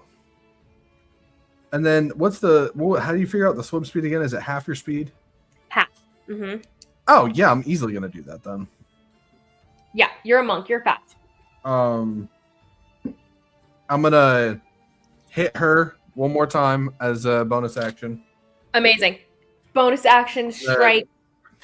He is not stunned, by the way. She kind of growls at you. And that is that's a 24 off with disadvantage. Ooh, a 24. Amazing. And damage on that. Man, that's a 1. That's 6 points of damage for that. Mm-hmm. And then I'm gonna get up to the air pocket. Amazing. Okay, 6 more points of damage. You did a lot of damage. Great job. And you start swimming up towards the air pocket. When you leave her space, she will strike out at you. Do you still wish to do so? I don't do opportunity attacks when I make a melee attack against her. Awesome. Lucky. As you swing out, you just naturally move out of the way. You don't even have to look as you're moving away. Next is her daughters. As her daughters are swimming forward towards you guys, Callian, you feel a latching onto your leg as one of them reaches out. There's 2 daughters who are reaching out towards you guys, and the one that strikes out with a hand to try to latch onto you, go ahead and roll me no, she's just trying to grapple you. Yeah, roll me a contested acrobatics or athletics check. You can choose which one you're better at, but she is reaching for you to grab onto your ankle and yank you back down deeper into the water. Acrobatics, and that's an 18. Mm-hmm. Both of these are trying to do so, by the way. So another one does so as well. Oh, dude, another roll. My bad. I was really confused there for a second. No worries, you're good. Yeah, so athletics or acrobatics, whichever one is better for you. Yeah, acrobatics. Sorry. That is a 18 for the first one and a 17 for the second. Ooh, 18 for the first. Wait. What do you mean first one, second one? You said that both of them were going, so I figured I would need to roll Oh, twice. sorry. I would say both of them are reaching for you. One is giving the other advantage. Just one roll will do for this context. Oh, okay. Then I rolled an 18 first. Okay. Amazing. Then let me check this. Athletics check is a +4. So unfortunately that Is it contested acrobatics or can they choose? a 21 for them. A 21 for their athletics as they grab you and yank you back down. And you can choose acrobatics or athletics. It's up to you. Whichever one. It's not okay. For athletics, the person who is trying to grapple, it is automatically athletics. For the person getting grappled, you get to choose acrobatics or athletics to not be grappled. Okay. Yes. So 21 beats yours in this case, yanking on your leg and yanking you down again. Your speed is now 0. You are grappled. You'll have to take your action to try to kick them off if you wish to, but you have 0 moving right now. 0 movement. That is their action, and that is one of their attacks, actually. So then they can, as a grapple attack. So they're going to reach up and bite you as they've grabbed you in this moment. One attack is a 24 to hit, and the other one is a 15 to hit. The first one hits. Actually, it's +6, 17 to hit. Does a 17 hit? No. Okay. Then still one hits, one does not. And in that case, it's going to be a 10 points of damage to you and 12 points of damage to you. Of bludgeon piercing damage as their sharp teeth kind of bite into you. Half of the teeth are human and half of the teeth are sharp. It's very odd. Sorry, was it 2d12 of damage? What do you mean? Because you said 10 and 12. 10 damage and 12 more piercing damage. Oh, okay. So 2 different creatures biting into you at once. Oh, wait. Sorry, I'm just rolling for one. You're right. 10 is the first. So 10 points of piercing damage. Sorry, I rolled for both for no reason. Okay, so that's their attack there. And as they yank you further down, you realize you're getting closer back to this dark mother, underwater mother. Okay, that's their turn. Next is her turn. She goes, "Yes, daughters, bring him. I will make another son, disappointing as they may be." And she casts her spell. She goes ahead and casts a high level magic missile. Yeah. Yep. Automatically. I do deflect missiles. Unfortunately, I don't think that will apply in this context. It's like magical energy is the thought. It's not something to dodge. It's not, the magic missiles are going to hit no matter what, I believe. But hold on. Let me get the spell. Well, hold on. So I was thinking, because technically as well, no matter what, my attacks unarmed are considered magical, regardless, be it at level 10. So I have with deflect missiles, it says when someone makes a range attack with a weapon or piece of ammunition, I can catch and use that same reaction to then throw that back more. Unfortunately, this is darts of magic that you cannot catch. They're physically, like, they're just magical bits of energy that are sent at you. It's like sparks, like flashing sparks at you. For monk deflect missiles, the word missile is misleading because it's only for weapon attacks. Well, that's dumb. Not spell attacks. Let's see. So it's just a bunch of little darts that she sends at you. 1, 5, 9. That's the only way that should work. I know. It really seems like deflect missiles should work for magic missiles, and it's really dumb that it doesn't. 21 points of magical damage to you, of force damage to you. Okay. That's her turn as she beckons them closer. She starts swimming down to her lap. She seems unconcerned of the two of you in general, but that's her turn. And then you hear two corresponding whining musical sounds, musical notes ringing out. She goes, "Oh yes, my sons, you've tracked in some pests." And she seems to be saying this. Actually, she says this in a language you guys don't understand. She's speaking in Othwin. You guys just hear her speaking to her sons, and you hear the musical notes played from beyond your visuals here. Roll me wisdom saving throws as the music encroaches upon your ears as you hear this marrow song. 16. 16, good. Wayra, roll me a wisdom saving throw.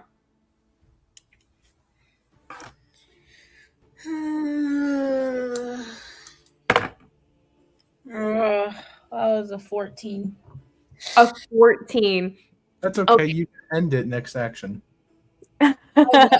Unfortunately. So you pass Callian as the music sharpens and seems to cut into your ears. You just kind of shake it off and you kind of plug up your ears in the moment as well. Wayra was not as quick. You do feel the pain of the music itself seems to encroach on your spirit, and you take 16 points of psychic damage as the music itself seems to pain you, and you feel ugly, you feel hurt. Boy. You have disadvantage on your next saving throw as the pain itself seems to echo in your chest, in your heart. Disadvantage on your next saving throw. But you do succeed. You take half of that damage. What did I just say? 26 points. Wait, what did I say? 16? 16 points. Yeah, 16. 8. You take half of it, and you are not affected on your next saving throw. So that happens from one of the brothers. Go ahead and roll me another wisdom saving throw for the other one, as they both make this cutting verse at you. This is for me? Yeah, new wisdom saving throw. Again, as there's a second voice that adds to the song that's whining down here. Oh, that was terrible. That was a 5. A 6. Which is Unfortunate. better. And then what is yours, Callian? Oh, I got to do it again? Yep. There's 2 of them. 15. Ironically, another 16 points of damage that you got a 15? Yeah. This time you fail, unfortunately. But both of you take 16 more points of psychic damage, and now you both have disadvantage on your next saving throw. You guys got to get out of there. You got to. Yeah, that's what I'm thinking. It's time to scram. That's their turn. Next you see the Wayra. It is your turn. What do you wish to do? You feel this pain hitting your skin as the music sharpens to a cutting note, and you realize, okay, maybe we got to get out of here. Yeah, I would like to leave. I would like to leave. Your DM says you can very well try. Well, okay, so you can disengage and take off. You're not even within melee. What am I saying? You were shooting her from range anyway. You're farther away right now. You can definitely just try to rush and swim away. You see that your brother, though, has been latched onto by his ankles, and the marrow are pulling him, yanking him down, classic mermaid style, like grabbing and grasping at his ankles as they start swimming downwards with their half-formed bodies. See, yeah, because cunning action. My bonus action is dash, disengaging, and hiding. Definitely can do so. So, how far am I from wherever we came from? Like I would say you're also 15 feet down. You're still at the base, hiding amid the treasure trove here. But 15 feet from above, it'll take you 30 feet of movement to get up there and swim out back toward the path that you guys took to get here. Let me see something real quick. The narrow channel you guys swam through is near at the top, near that air bubble. So you guys can get over there and swim out. But it's 15 feet at least to that channel, and you guys are going to be chased by individuals that have double your guys' movement in the water. Okay. So what I'm trying to see is, should I just make a run for it, or should I stay and help him? I would say think about your character. If your siblings, you would probably try to get your brother out. Yeah, that's true. My bond is apparently protecting my brother, so There you go. I guess I can't go anywhere. Boo.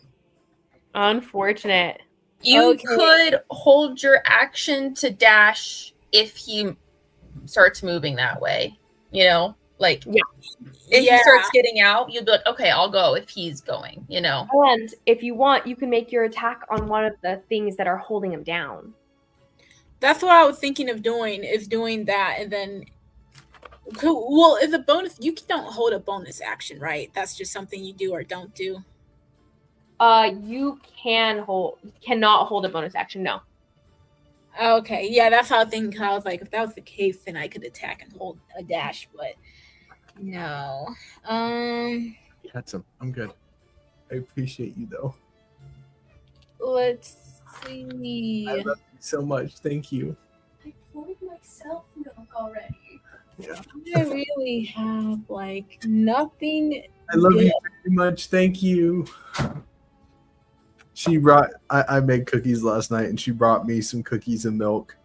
And I had already grabbed some before I came up. What did you say? Yeah, I Karen? saw you raw dogging that milk, Jared. What? Oh, superior mobility. I can add 10 feet to my speed. Okay, that's good to know. Oh, that's cool. But this doesn't help me because I can't leave, apparently. I gotta stay and help. I'll just try and see, because like there's no magical attacks works on the children, right? Mm, I mean, no non-magical attacks. That's you what I don't mean. know. Mhm. I would say you get the idea that that's what's happening with the mother, but the smaller ones seem less put together and probably a little bit less protected by natural armor. Okay, so I guess what I'm going to do is I actually have 2 daggers. Well, then you can't throw a dagger in the water. Yes, you can. You can. You will have disadvantage, and this distance that you have on it is cut in half. This is Oh. D&D. It's doesn't All make your ranged weapons are gonna have cut in half range. I don't even know the range of a dagger because I don't have it on here. If I threw it, A dagger. It's probably 10-30. 10 feet straight, 30 disadvantage. So now you're at 10 feet disadvantage. Or well, I think it's 2040. I think it's 2040. Oh, yeah. okay. 2060, actually. is what? Even better. Yeah. You can throw it up to 20 feet without disadvantage, and then you can throw it up to 60 feet with disadvantage. If it's Okay. 60 feet, you can't try at all. Okay. So right how far am I from them? You're about 7 feet from them. If you 7 make your way away, you'll be too far to actually have to not be at disadvantage. Okay, so you said I'm 7 feet.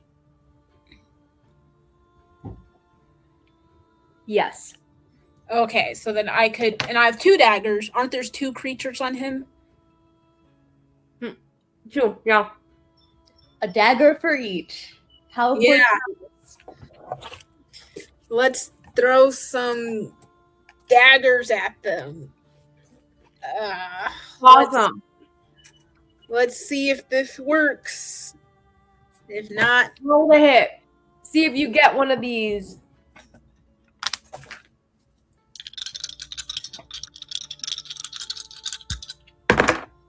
Dang, that was ooh. Okay, one of my rolls was horrible, but one of them was really good. So one of my rolls does a 14 hit. A 14 does hit Oh, one of the children. look at that. So a 14 hits for that. So let me roll the damage before I do my other one. Mm-hmm. That's 1d4. Ooh, nice. 9 points of damage.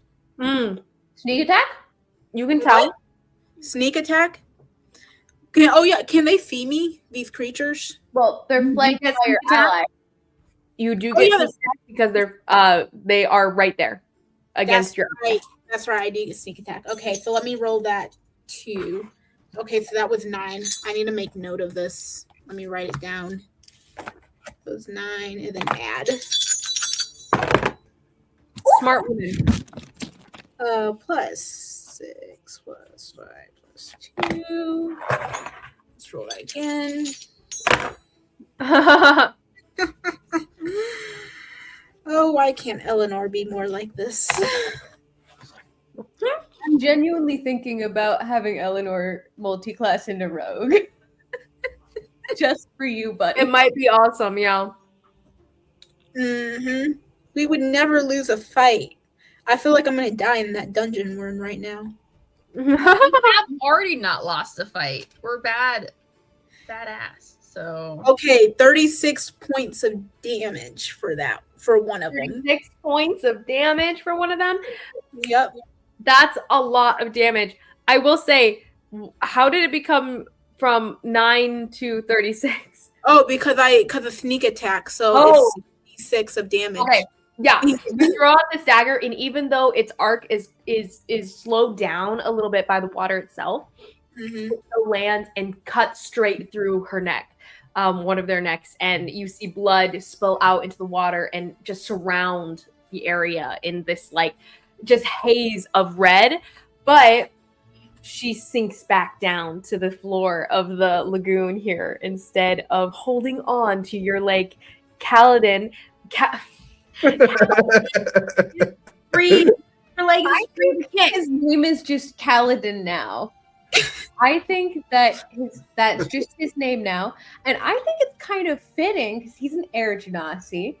And also, for Jared and Karen, this campaign was very heavily influenced by the Stormlight Archives. Mm-hmm. Oh.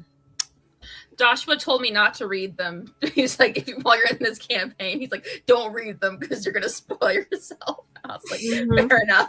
When I was reading them, I was just like constantly texting Liz like Jezrien. I know. I will say, Isabel, you can totally read them. It's She just stole a lot of names. I stole a lot of names, and I stole of one of the This side was a while lords. ago, so I think he thought the beginning, like, Oh yeah, definitely a factor. But if you do read it, you'll be like, oh hey, kind of thing. It was So more totally. like fun Easter eggs. Mm-hmm. The best book series of all book series. Agreed. Okay. Rayra, you totally kill one of them one shot. It sinks to the ground. He's partially freed. Do you have another attack that you can make? Oh yeah, the other one was a natural 20, so it's a 29 to hit. Amazing. Yeah. And you're like, oh yeah, the other one's a natural 20. Yeah, because I thought the 5 was No, the baby. bad roll, but then plus the 9, it was pretty good. Okay, so What's the damage for this one? By the way, you can only do sneak attack one time, so this is not sneak attack damage. This one. sad. Okay. one time per round. Oh yeah, that's right. So Karen, if you know that one's a natural 20, I would apply sneak attack to that second one. No, Well- because she killed it. Oh, okay. She just gets extra damage for this one. Do I get extra? What, you get extra damage? For a critical hit, yeah. For this one, yeah. So you have this time you have what normal damage, no sneak attack. Just roll your normal weapon damage and then double the dice. Oh. But for if you did use sneak attack on one where you roll natural 20, you get a double the sneak attack dice as well. Mm-hmm. If in an instance where if you roll natural 20 and you put sneak attack on it, you get to double all the dice that you roll. Oh man, that would have been crazy. Mm-hmm. Well, my roll was kind of. But in this case, it's better for you to have it on this one because you're more likely to have one-shotted it with your sneak attack before, just automatically, because it's not that powerful of a creature. Okay, well, my extra damage would have just gone nowhere. you said the extra damage like doubles the dice that you roll. Yes. So if you have a 1d8 for your crossbow, go ahead and do 2d8s instead. Okay. And it should be a D8. Yeah, this one's a dagger, so I guess I'll do. Yeah. So 1d4, do 2d4s, yeah. Okay. And then add your normal bonus. That's not fair. I rolled 1 on both of them. Aw, honey. That is unfortunate. Okay, Irony. so 2 plus 5, which is 7. That's rough, buddy. Mm-hmm. Yeah, that's rough. Rough. Mm. That other hit was awesome, though. This one's barely hanging on. There you go. It stabs them in their chest, but they're still holding on to Callian. And Callian, as you're swimming up, go ahead and give me a new kicking them off check. Give me a new grapple break. I cast cute adorable kitten. It works. They go after the cat and they eat it and then rip its brain How out. dare you? I'm stunning striking. Fur everywhere. Fur. Hey, don't waste the key points on this. It's barely hanging on by a thread. Don't waste your key points on a stunning strike. Hey, I'm gonna do my own thing. You do your own thing. Okay. Yeah, way to judge. Way back D&D. Stop judging. Do whatever you want. It's the DM said it's barely hanging on. I am gonna do my own thing.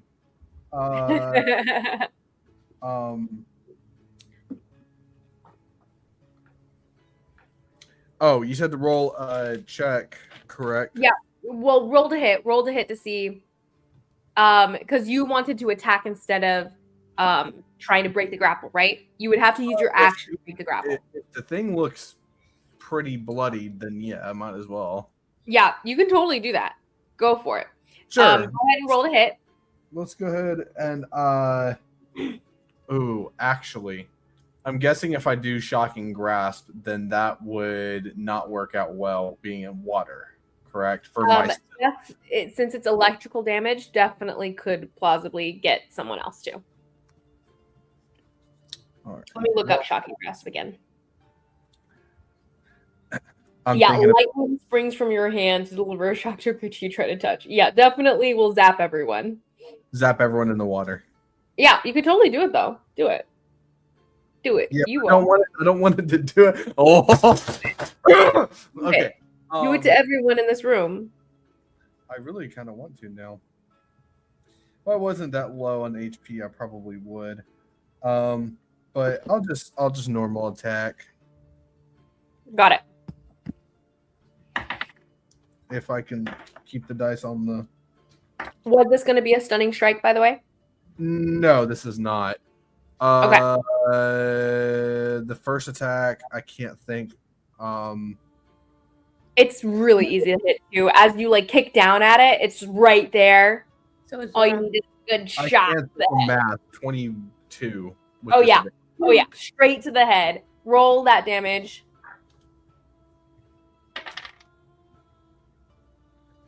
Oh my gosh, a 1. 6.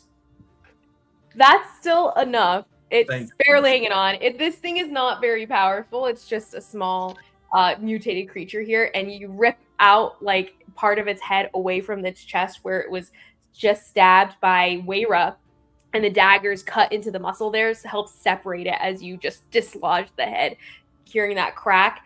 And you see her, you feel the arms, the slimy arm, slip away off of your ankle and sink. Question. Yes. How far away is the whatever creature? Is she still like, I didn't figure that she was moving towards the direction of away from me.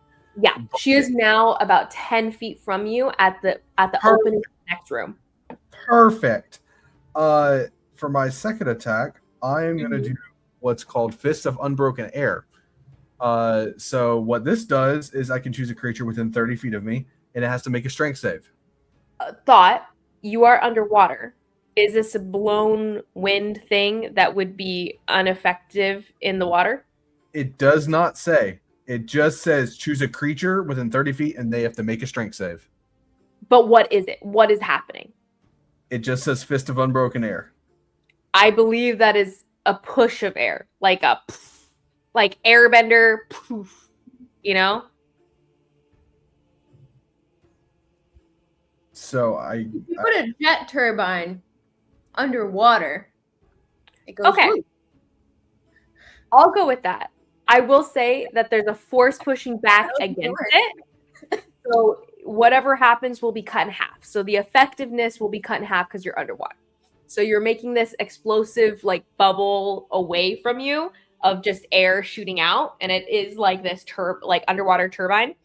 However, it is cut in half because in the normal air you won't have that half pushback of yeah. I don't know. I'm reading what I have here as at my no, you're good. Feature, so You're totally fine. Yeah. How far would you push? Hold on. It is 20 feet away. 20 feet away. And not get prone, but again, water, I'm guessing it doesn't necessarily matter. It does get, this is a strength saving throw. It does get a 24. Of course it does. Wait. Let me double check, actually. Hold on. Let me double check this really quick. Yes, I'm still correct. Okay, so then it takes, I guess, a quarter then of the damage, and it is 3d10. That's still awesome. 10, 15, and 24. So it takes 26 damage. 6 damage. Amazing. That's some nice math right there. Okay. It's looking pretty much okay, unfortunately. Well, my goal was more to piss it off. Yeah, just try to shove it off. So you shove it. It doesn't. No. It actually holds its ground. You see her hands clawed into the edges of this archway, the stone archway, into the next part of this lagoon. And it's staring at you with its beady eyes, and it goes, "My sons will come for you." And she kind of just lowers her arms, and you see Leave all the dirty work for all your little sons. two oddly beautiful merfolk males, sweeping behind her, like wispy tails, like lively swimming through the water as it's swimming slowly towards you and your sister. Both of these individuals coming up past the falling, sinking bodies of their newly acquired sisters. That is your turn. Do you wish to kick up? You're free. Oh, yeah. I was going to get up to the air pocket and be able to be out of the water. I would actually say even you get a couple feet extra of just being pushed back by your own like burst of air going backwards. So I would say it takes you only 20 feet to get to the top. Okay. 20 feet to get all the way up. He and you're farted right. his way out of that cave. Reza follows you because she oh no, she doesn't. She didn't withhold her action. But you guys are going off at the same time. How much movement do you have? Me? Yeah. 65. Amazing. So you have 40 more. You can get 20 more feet swimming on your way out of here. Weira, how much movement do you have come soon? Well, wait, your speed is halved in water, isn't it? Yes. Well, I guess whatever is half of 45 plus 10. Okay, so 55 cut in half, rounded down is generally the thing. So we'll say 27, or wait, what, 25? Yeah, 27, give or take. Mm-hmm. Cool, cool. With that, 27 feet, you're moving. We'll go ahead and move this into a little bit of a chase as you guys rush out, and he can kind of yank you along to try to keep up. You are able to move just almost fast enough to get ahead of them. We'll see. We'll see. We'll say you're at the edge, and we'll have you roll to see if you can actually get out of there with the panic in your eyes. Let's take a break so that people can pee, and we'll come back to this as they are running away. You guys have successfully disengaged from the battle. Yes. Woo! Good job not dying, guys. Get the heck out of there. Mm.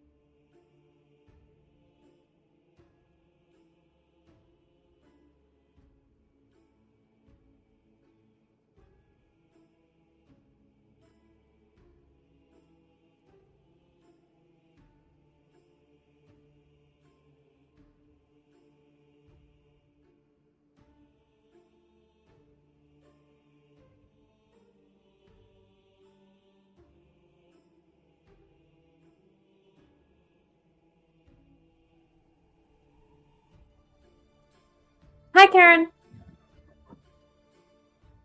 Hello. How are you doing? And myself again. Oh, good. Mm-hmm. So busy. I'm sure. All the things happening all at once. Mm-hmm. All the things. I only have Mhm. 30 more days left at work. Oh, you're attached to the school year too? Hmm? You're working as a teacher, right? No, at the law firm. Mm. Yeah. Why only 2 more days? No, 30 more days. Why 30? Because then we moved to Virginia. Oh, wait, what? Mm-hmm. I didn't know this. You did it. Yeah, we're in Virginia.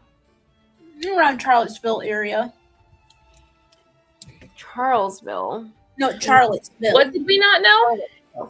Yeah, we're like Close-ish to me, I think. Mhm. What? That's Sorry, kind of what? close to me. Karen's moving kind of close to me. I didn't realize.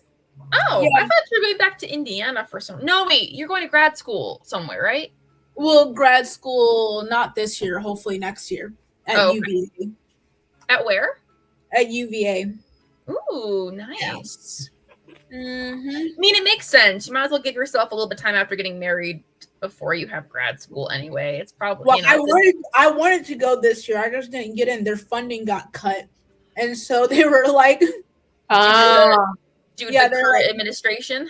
mm-hmm, yeah. So Welcome, folks, to the Adams administration. Anyway, listen, Yeah, say but what they're you like- they're like, yeah, we really wanted you, but they're like, they cut our class size. We can only take so many.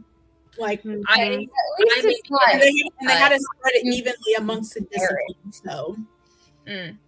yeah, so they're like, apply next year though, if you still want to come. And I'm like, well, yeah, I want to come. So Mhm. Yeah, my- At least you didn't get rejected due to like your merits. totally, yeah, Yeah. totally, I'm like, that's nice, but that's still kind of lame. totally. Yeah. Oh yeah. My organization is getting a cut in its funding as well, since we're technically Medicaid government stuff. So I'm like, I hope that doesn't mean I get a pay cut, but I don't know yet. So we'll see. Mm. Yeah, fun stuff. Very, very. Isabel, are you also crocheting? Sort of. I'm making an anklet of beads and crochet. Ooh. Oh, that's I mean, so I'm cute. crocheting beads together. Oh, Anyway, Cool. it's very fun, very soothing. Yeah. Doesn't take a lot of brain power, which is nice. So, but it gives my Mhm. hands something to do. I'm also crocheting. I like What do you make? Are you making your pot holders? something. Oh wait, Karen actually knows because she picked colors. I'm making a set of pot holders for Karen. Oh, nice. I had slowed down on them because her shower wasn't supposed to be until June 13th because we did a little rescheduling. Mm. But now it's back on for this weekend. Oh, I gotta I'm finish. gonna reschedule again because my roommate's out of town. So Mm-hmm. that makes sense. And yeah, I would much rather have it this weekend and have JL doing over half of the cooking. So I'll take it. Totally. Totally. Okay, we're all back, kiddos. Let's go. So, Weira and Callian rushing out, swimming as fast as you guys can. Go ahead. Give me athletics check to see if you guys can kind of get yourselves a burst of forward momentum ahead of the rest of them who can definitely swim faster than you. Your only little bit of luck is that the channel itself is very narrow and you guys are smaller than they are.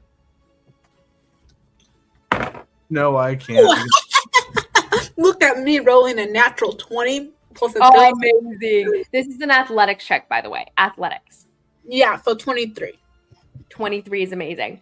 Yeah, natural 20, amazing. You shoot your way out in front of them as they rush up, reaching for you, Weira. You can hear the music playing behind you, but you shake it off.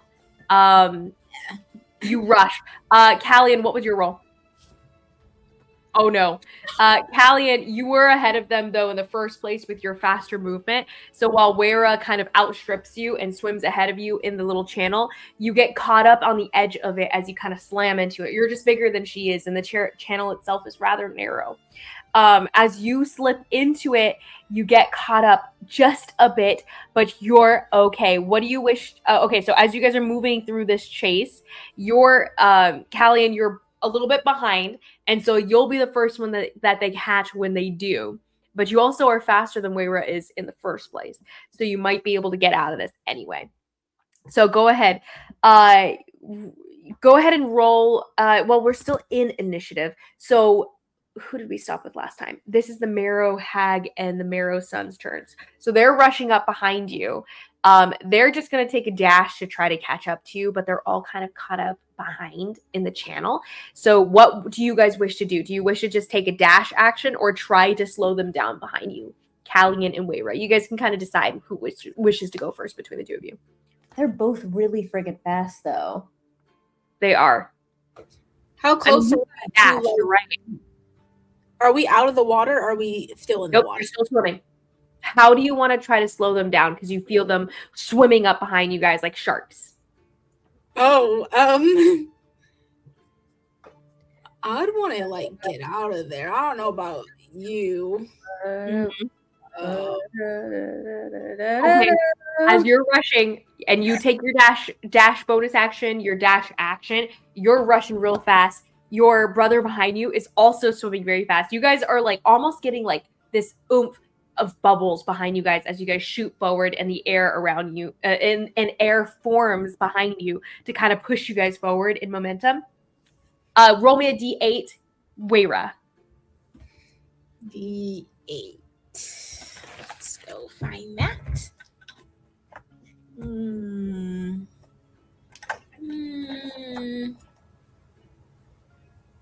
It's the diamond, right? Yeah. Mm-hmm. All right. It's a 5. It's a 5. Okay. So as you're rushing through the water, some rocks start to crack above you and start to fall down around you. This debris, the rocks pieces getting in your way and slowing you down. Roll me a acrobatics checks to kind of swim around them as you're trying to get through the water here as fast as you can. Close you down. And then go ahead, Callian, you as well. Roll me an acrobatics check as you're trying to move around the water. 28. Callian, go ahead and roll an acrobatics check as well. 28. Yes, you totally slide out of the way. I'm going to roll for the other guys to see if they're quick enough. Okay, you guys hear one of the Marrow, the Marrow kind of letting out a low scream under the water. This animal-like scream seems to got struck by a rock as it was coming down. The other, though, keeps pursuing you guys in this narrow channel. Callian? 11. 11. Unfortunate. The rocks themselves do slow you down, and the other one that was pursuing was able to move around the rock successfully, reach out a hand, latch onto your leg. Roll me an athletics check to try to shake off the hand, the clawed, marrow, webbed, and slippery hand. Would that be either acrobatics or athletics? Or Yes. just Yes, it would. dirty 20? Amazing. The hand itself slides right off of you as you spin around, do this little corkscrew motion, and kick it off and keep swimming. You're freed. Next thing, roll me, Callian, a D8 as you're rushing your way out. You guys can actually see the edge of the water. Even in the darkness here, you guys can tell where the water ends as you're getting to the end of this narrow channel back to the air from before. 8.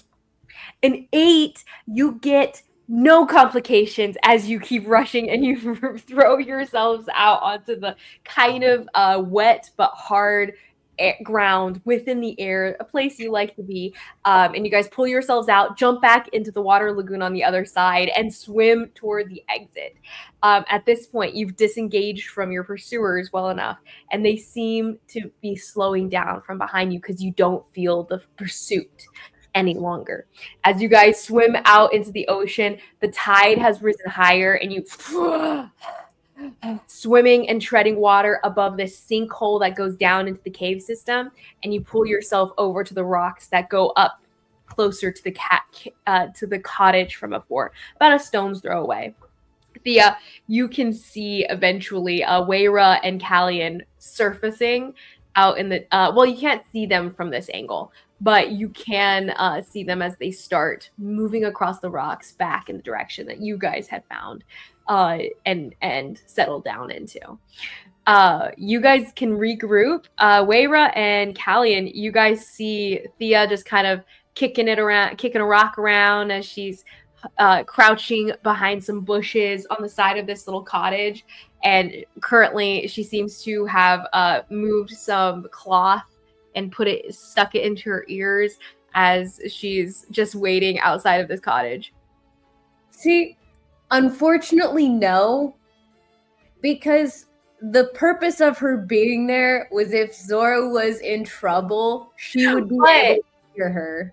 But she was under the impression that the sending stone will activate when she needed her.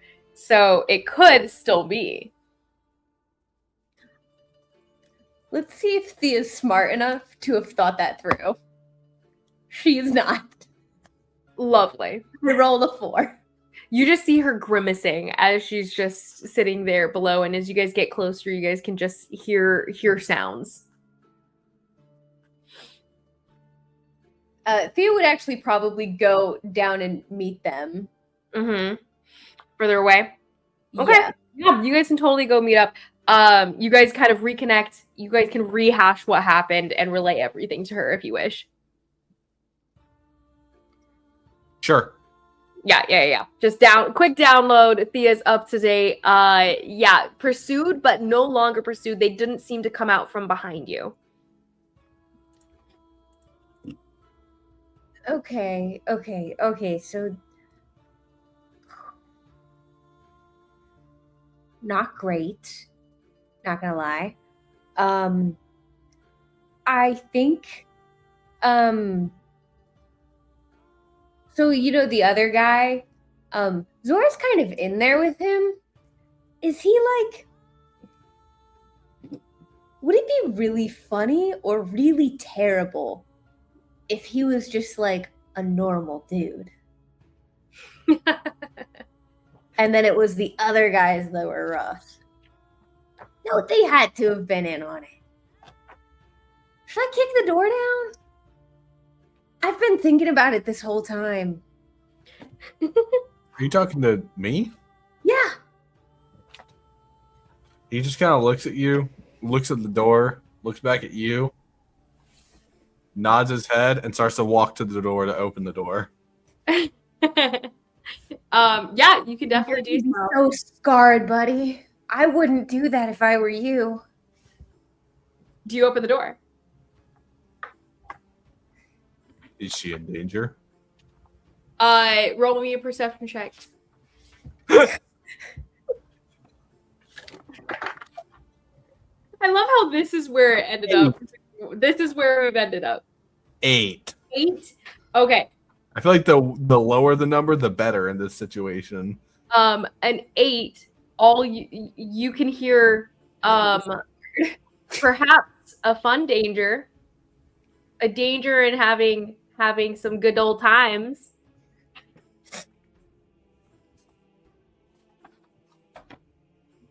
You can't say whether she's under threat right now, but she does not seem to be unconsenting. So, okay, here's the thing. She seems to be enthusiastic. We're like 90% sure that this guy is one of those, right? Would I be a bad friend to not break the door down? I'm like, this is one of the biggest moral quandaries that I've had in a very long time. I think with that, we will go back inside the cottage. Miss Zora, as Thea is is wondering whether or not she should break her friend's role here. Go ahead, give me a persuasion check. deception check, performance check that you wish. It will be contested by his. Yes, ma'am. I'm trying to persuade him that we're having a great time. No, okay. Okay. Well, it could have been a better roll. Let's see. That's a 25. 25. Well,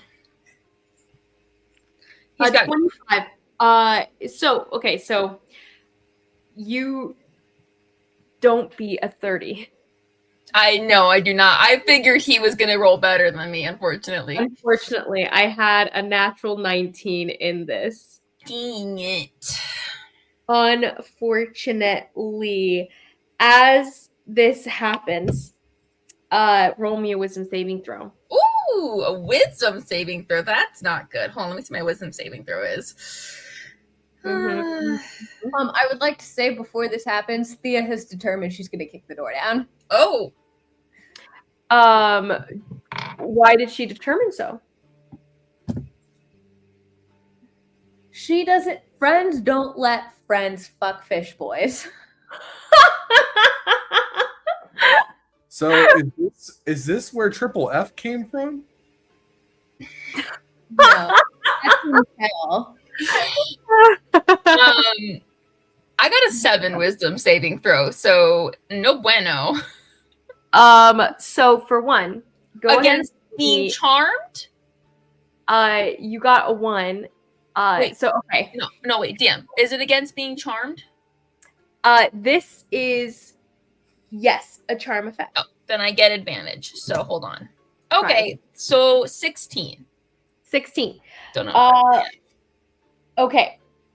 So that's better. Much better. It is much better. It is much better. Okay, so for one, I lost my train of thought now. Okay, so that Sorry, was yeah. happening. There was a second thing that was happening. Crap. I cannot remember my train. There was another thing that was happening. Was it why I was rolling wisdom saving throw? Wisdom saving throw, yes, but you passed that with the wisdom saving throw. What was before that? You just rolled something. We both rolled charisma. Okay. So your charisma charm versus charm here in the non magical sense in this way. Your bracelet does activate, but as it glows, instead of you bringing energy into yourself, your energy is poured into him. Because you failed the roll. Because you failed. Have I spent 6 hours with him? No, not quite. Well, because I didn't think I could do that until I had spent. Do this. It's starting to get there. I would say this is one of those like long-term effects that happens over the 6 hours, but it's happening as it's happening. So it's starting to drain, and you get the idea as the energy is being sucked out of you, that it's starting to happen, but it's not complete, and you're not even fully aware that it is happening. You just know for you in a meta way that the bracelet is activated, and it is working against you in this. Nice. So cool. Just a note to remind myself, what do you get when you successfully use this bracelet? I get a charge onto it.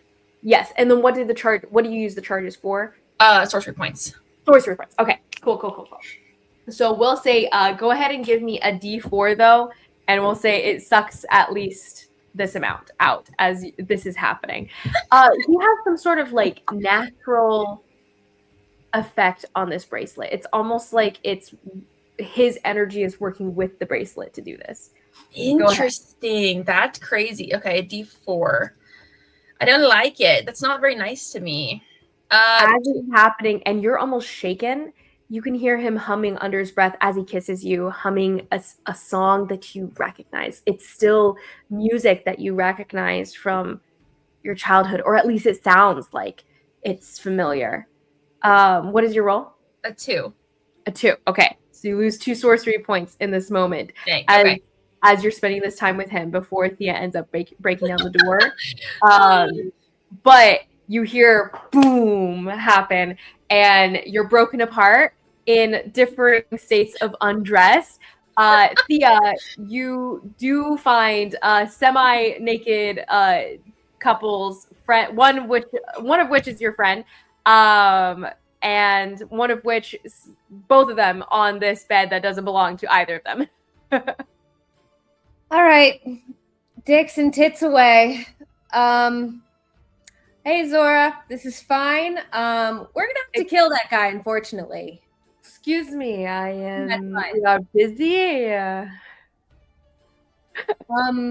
Perhaps you did not notice the sock on the door, but perhaps you We moved know along. that this is a natural part Chaos of bolt. human.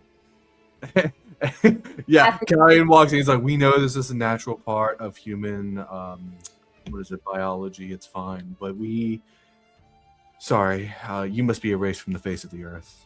Whoa! Can we all calm down for just 1 minute?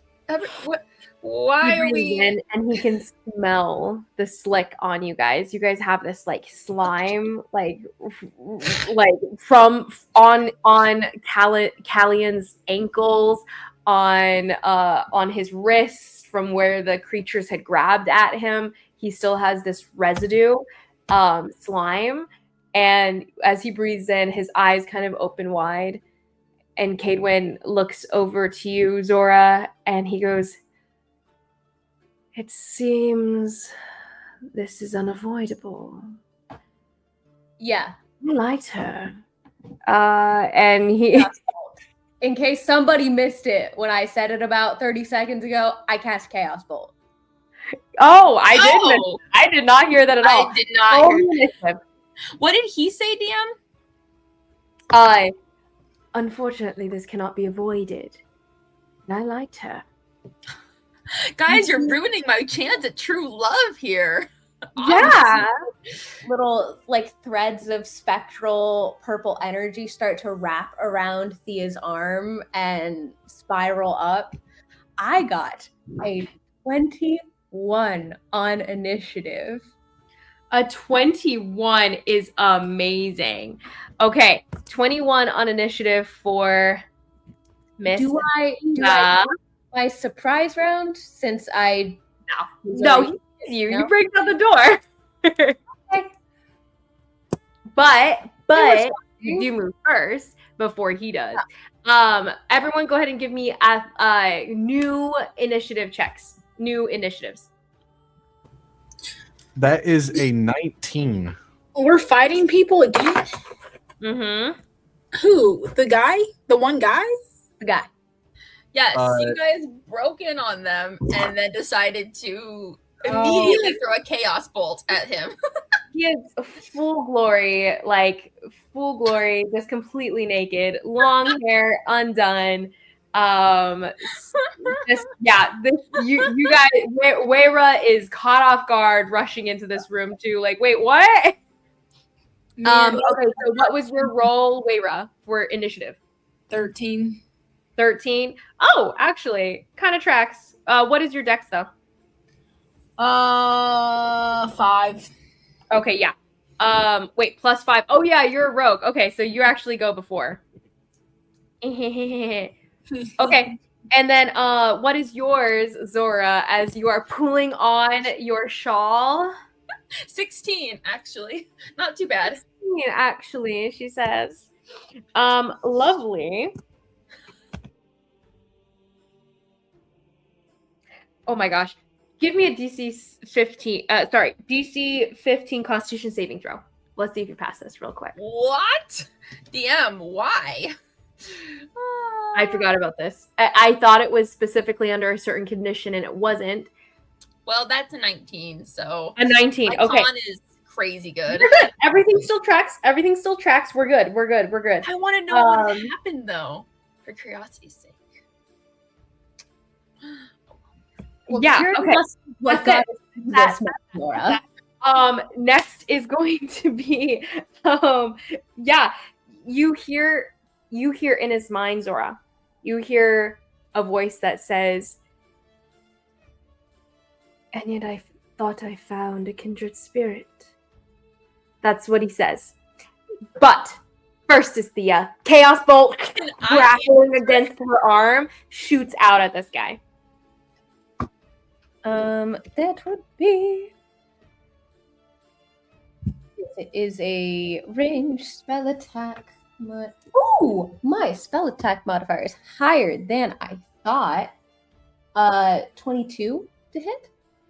22 definitely hits. Uh-huh. Very much hits. Ooh, As this hits, by the way, you do hear the sounds of crunching rock and gravel and sand outside, like, and slapping against the sands, like wet flapping swimsuits smacking against the sands. Okay, so that would be psychic damage. 7, 12, and then 18.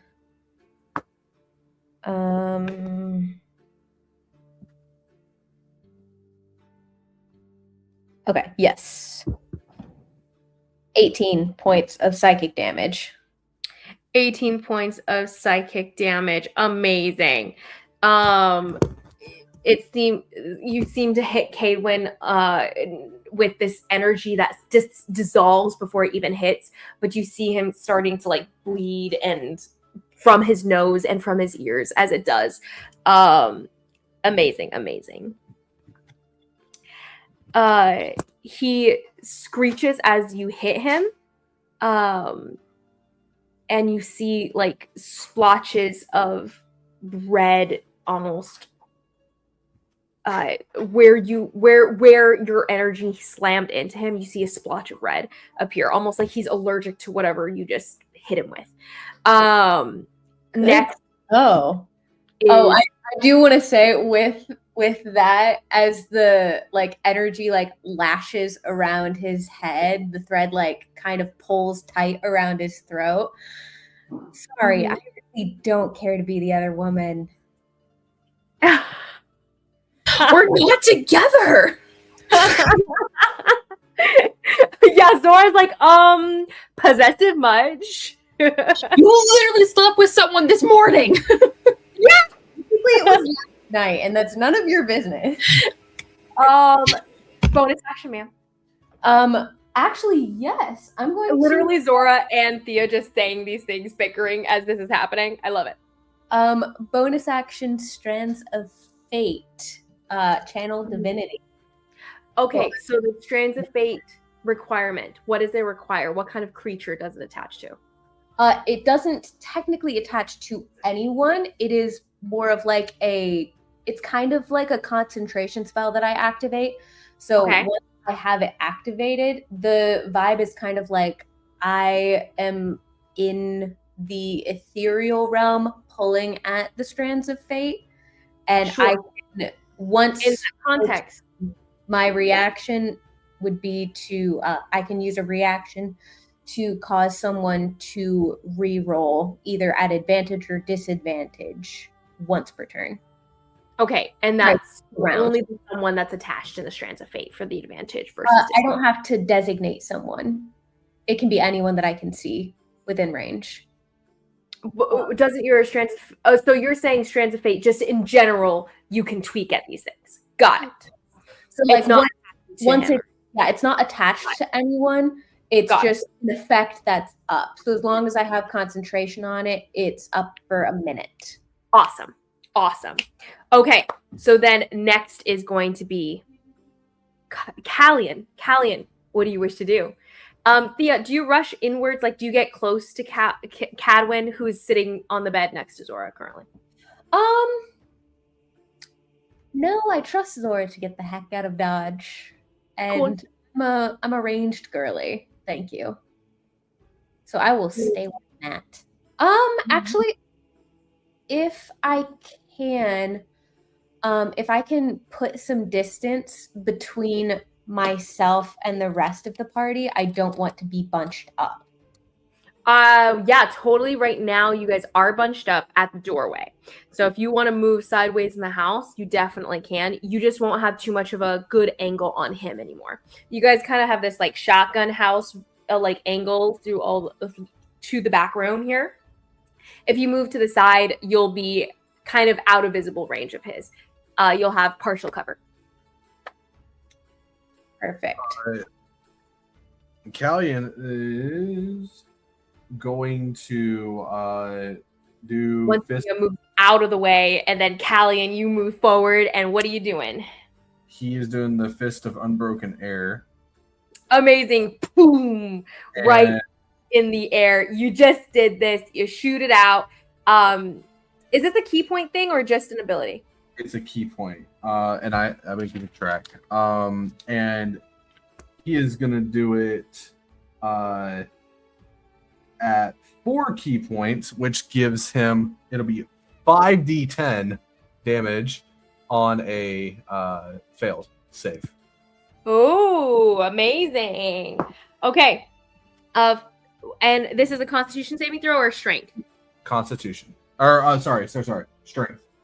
Strength. Okay. That is a 13. It fails. Amazing. It slams into him and he's thrown back. He's thrown back 20 feet.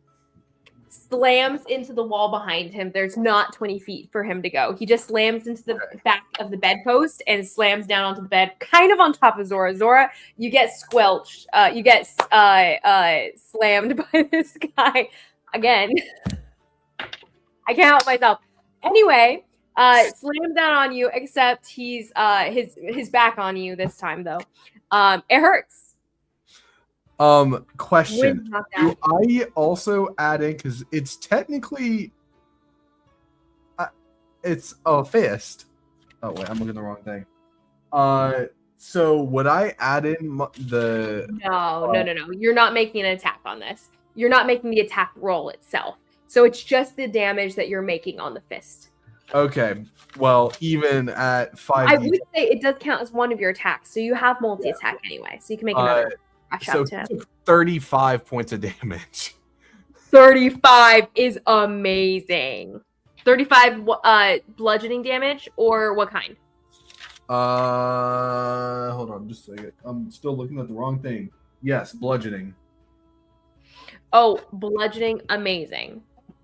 As it slams into him and he slams into the bed here, that's going to be... Oh, wait. You said 35. Yeah, I rolled extremely high. You get the idea when he slams down. He gets up a little bit, and there's blood coming out of his lip, down his face a little bit, but it's not as much damage as it should have been when he got slammed like that. Halved. And then I'm gonna go up and I'm gonna stunning strike him. Okay. You rush up and punch him again. Go ahead, roll that attack. 22. 22.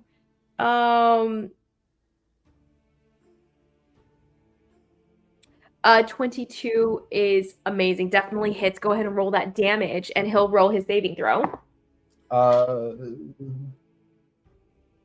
Yep, Constitution saving throw. Awesome. Oh my gosh, that's max damage again. That's 13 points of damage. That's a 16. Does that pass? Barely. Barely. And Ooh. What? Can I use my reaction to Strands of Fate, make him reroll? Amazing. Go for it. Yeah, so use your reaction and he will re-roll this. I get one every round. Higher. Ah, dang. Worth a shot. Mm-hmm. And Callian, did you have another attack? Bonus action? Yeah, and then I'm going to unarm. I'm gonna bonus action hit him again. Amazing. Why the frick not? I do want to make sure the DM had for the record that he said his unarmed strikes count as magical for the purposes of overcoming resistances. I do. Awesome. Just want to make sure that was heard. Amazing. Because I feel like that'll matter. It definitely does. So I'm going to bonus action unarmed strike him again because that's what I can do. Do it. It missed. I'm pretty sure 13. 13. Definitely does miss, yes, unfortunately. As you strike out one more time with your knee coming in for this guy's groin that is completely bare. Yeah, you're just going for the easy. He rolls out of the way, rolls on top of Zora, and as he looks down at you, Zora, he gives you just a little peck on the cheek. And then he rolls back off again and he goes, I don't think this is working out. But I did have fun while it lasted, dear. Did he say peck? Peck, like a peck on the cheek. Okay. Yeah. Just I heard peg. Oh no. Wayra, what would you like to do in this moment? Karen? Yes, Karen.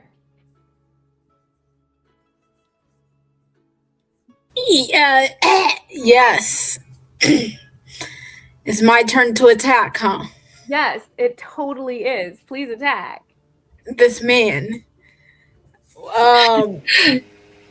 You're outside the house. You have to get in the house and make your way around.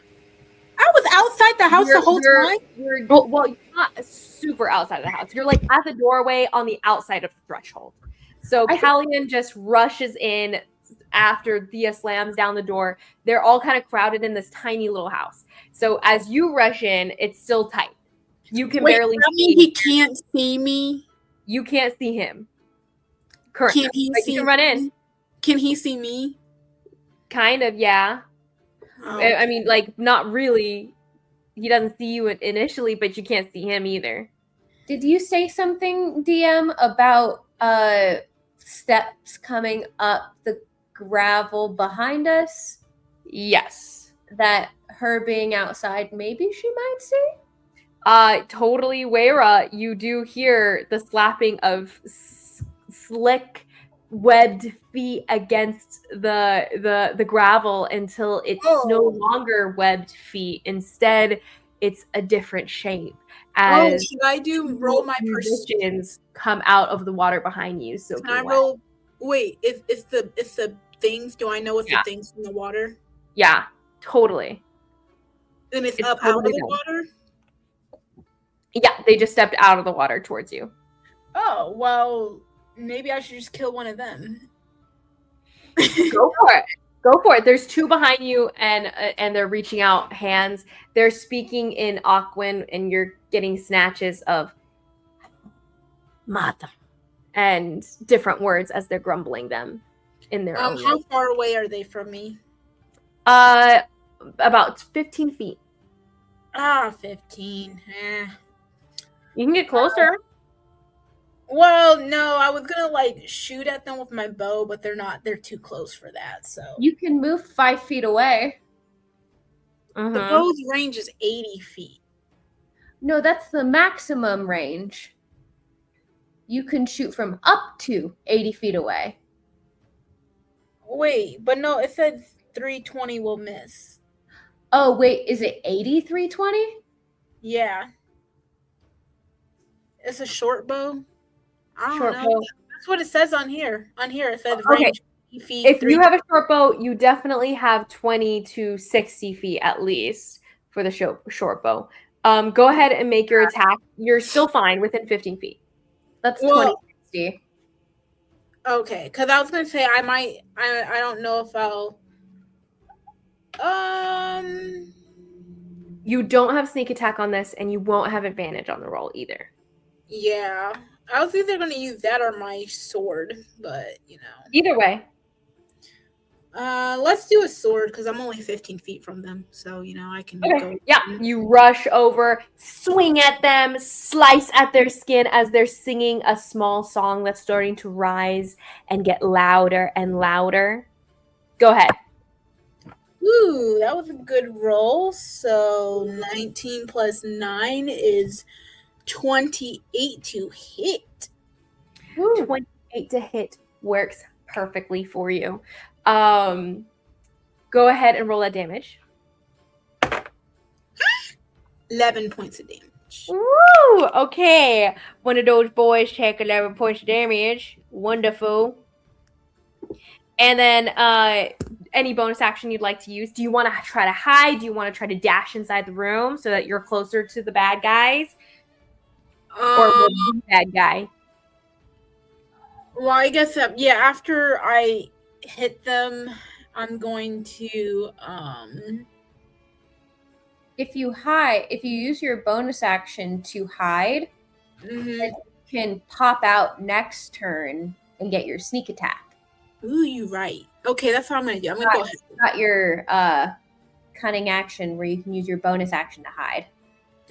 That's what I'll do. I'll go hide. Amazing. So you jump off to the side to try to duck behind the where you kind of just like dive into the rubbish and the muck around the house, trying to hide. Roll me a stealth check, but with disadvantage because there's not too much to hide behind here. Oh, wow. Especially when you're obviously right in front of them. And they have dark vision.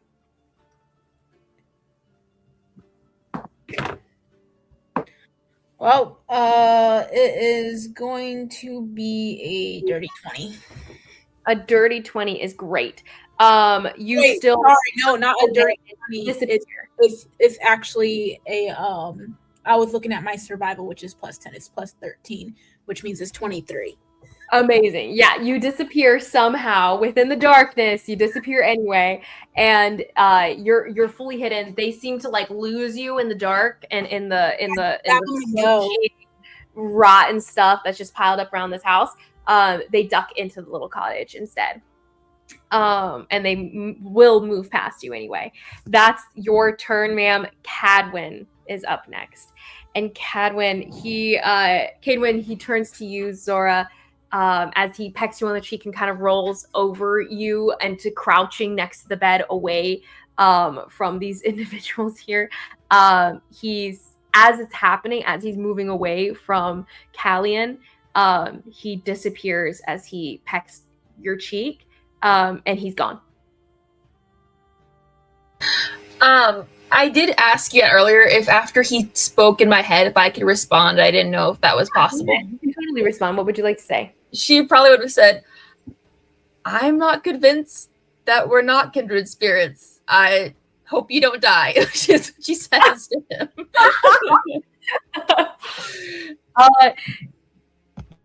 Roll me a wisdom saving throw. Oh, a wisdom saving throw. Interesting. In this context, would you think Zora would be at disadvantage if she thinks they're kindred spirits? Would she be more easily swayed to his? I don't think it matters. I got an 11, so Awesome. Disadvantage if you want, but I think that a 10 actually, just a 10. And you hear him go. You hear him go. I appreciate that. Oh, what does he say in your bond? He disappears in this moment, and finally in this moment, after he pecks you on the cheek, after you said this into his mind, and he lands beside you, only to disappear as he's smiling at you. You still hear his voice in your mind. He's not actually gone, and you get that idea. You hear him say, "And a woman of the East is exactly what I never thought I would find."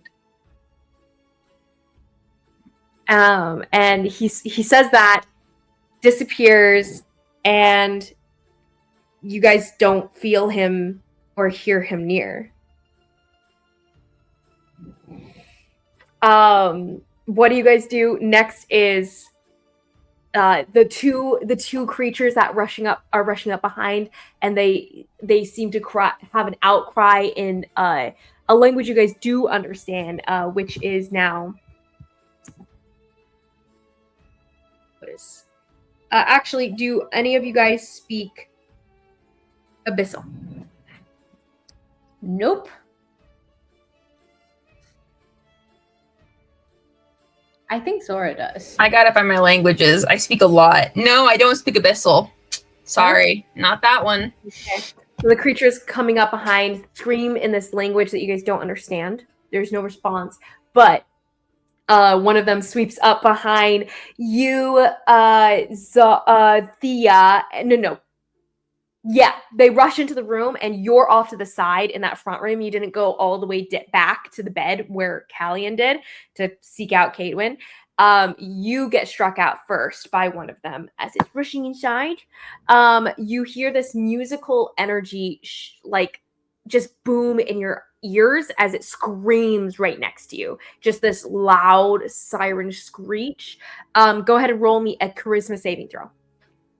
Ooh, charisma. Am I good at those? Oh, actually, within 20 feet. You too, Callian. I need to roll it. Charisma saving throw. Let's go.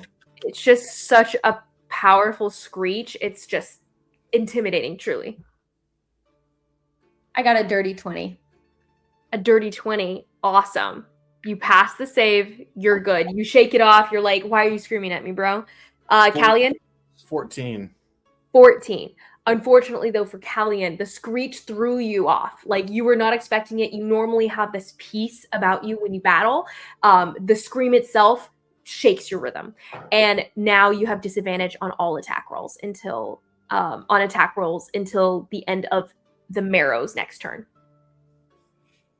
That is his action. The next Marrow comes in and will make a different type of tone sound in its voice, and the sound itself rises above. It's beautiful. It doesn't seem to do anything in that moment.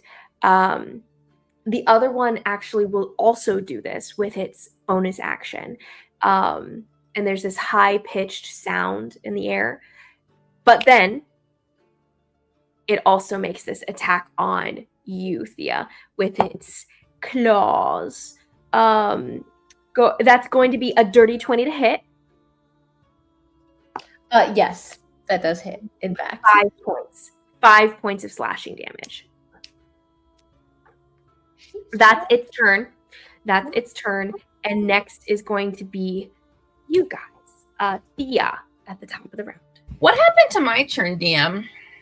Oh, I'm so sorry, Zora. What was your timing? 16? 16. I'm so sorry. I totally skipped you. You're after Callie. So I thought I was, but I was like, well, maybe I forgot what way I rolled. I was like, oh, she might have rolled better than me, but yeah, you're fine. My bad, Zora. No, go you're ahead. good. Move now, and then we'll go back to the top of the round and put you back in again. Okay. So he's disappeared. He's still there, but she's not gonna actually say anything about that. And everybody else is the other people are like rushing into the house and attacking. Yeah. You see like creatures of slick and slime. Gross. Okay. I think my first action is going to be to cast mirror image on myself. Awesome. And she's gonna stand up where she was knocked Different over. versions of semi-dressed Zora all on you. Yep. And they're between me and the door to the outside, correct? Yes. Okay. And how many creatures are there? 2. Only 2 other little creatures. 2 other creatures here. All right. Then that's fine. That'll be just my initial turn. It's just casting mirror image, getting set up. So that's fine. Mm-hmm. We'll leave it at that for now. I don't really know how this is going to shake out. So, okay. Okay. Then top of the round, Thea, Kadwin himself disappears. And as Callian is like punching down at him and striking him on the bed, Kadwin rolls off, pecks Zora on the face, seems to like trade glances with her before he's just gone. Okay. I think I will deflect my attention to the other guys. But as a quick aside to Zora, look, I mean, I get a guy who has mommy issues, but this one really I don't think is a good call. We should get going. And I'll just throw a Toll the Dead at the one of them, they've both been attacked, right? Which one? The little guys. No, they have not been attacked at all. Oh, okay. If they have Oh, not wait. One has an attack by Weira just now, actually. Oh, okay. So she did damage to one of them. That one I will attack. Okay. Oh, You sorry. point at it, and roll. there's this strumming of strings as the threads themselves reverberate with fate sounds. Fate sounds. Fate sounds. Wisdom save. DC 7. DC 17, you say? It fails. Let's go, baby. So that is holy at level 12. That's 3d12. Amazing. Nice. I get d12s, man. Woo! Okay. 10, 16, 24 points of necrotic damage. Amazing. You said 24? Yes. Amazing. It looks it's not happy about it. It's definitely not happy about that. Nice. Oh, what kind of damage was it again? Radiant? Necrotic. Okay, you're good. Amazing. And I think I shall use my bonus action to bring up an insightful strike to have at the ready. So I can add a d6 to my next attack roll, or subtract a d6 from a target's saving throw against the next spell save I cast. So I'll just have that ready. Have that ready for next round. Amazing. And that comes from the bells or the no, it's a domain feature. Domain feature. Okay, very cool. Very cool. Next in the lineup is Callian, and then Zora's on deck for surezies. How far am I away from him? From whom? Shoot, whatever his face was that I punched. Kadwin is gone. Invisible. You don't know where he is. Sorry. But there's two other little guys that. Stop attacking my new boyfriend, okay? No, Pick someone else. Yeah, he's nice, guys. He's handsome and he's nice. He's nice to me. Listen, I'm just saying he likes Zora. him. Yeah, He she might be likes next him. in a bad crew, you know? Please, She can fix please, him. please. Yeah. Enemies to lovers. That's what I'm saying right here. I'm calling it. We can do it. Yeah. Well, shoot. There's two other little guys that you can punch. Don't worry, sweetie. There's someone you can kill. I mean, I guess. How? What is the? Where are they at? Let me ask. I'm having a bad time visualizing where they. Like, who is in the general vicinity of this? Okay, so you're in this a tiny house with basically two rooms. One room is a bedroom. One room is like an outer just living area, just a family room in essence.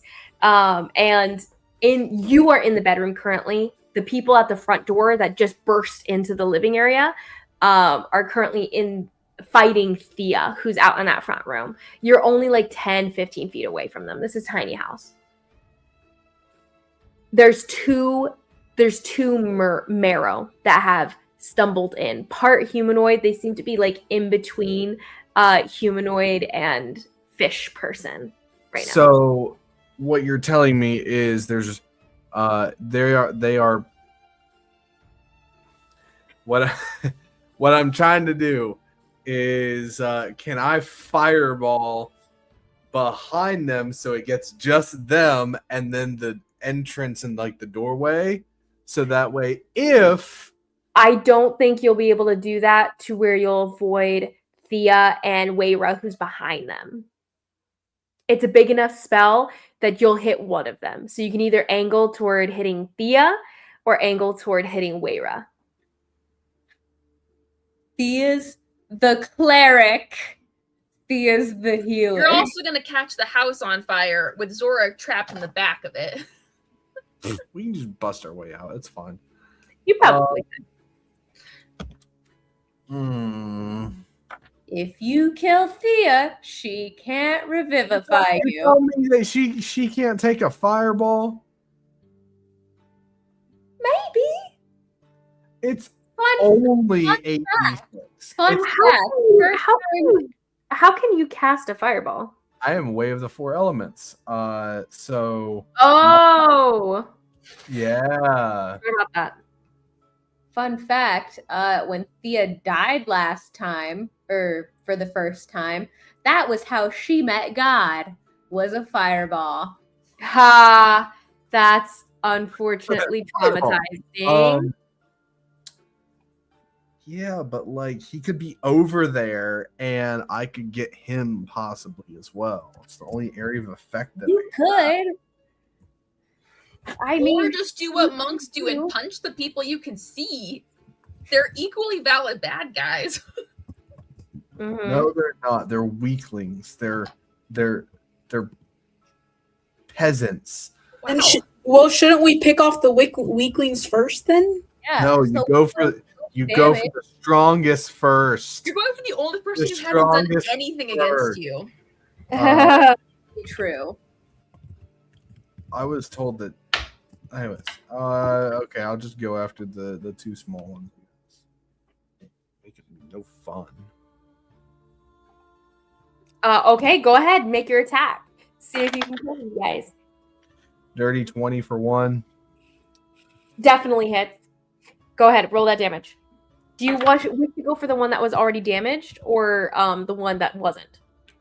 Sure, we'll go for. Or actually, can I flurry of blows? Totally. I keep looking at the small thing, or at the wrong thing.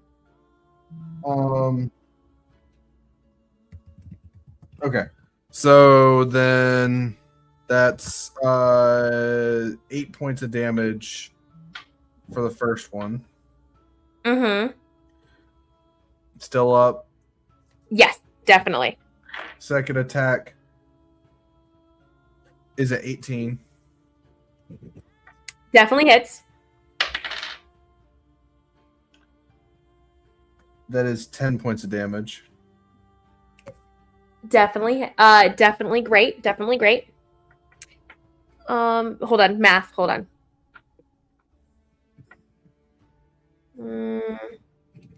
Okay. And it's looking kind of rough now. Okay, and then I'm gonna attack it again with the 2 unarmed attacks for a bonus action now because of flurry of blows. Awesome.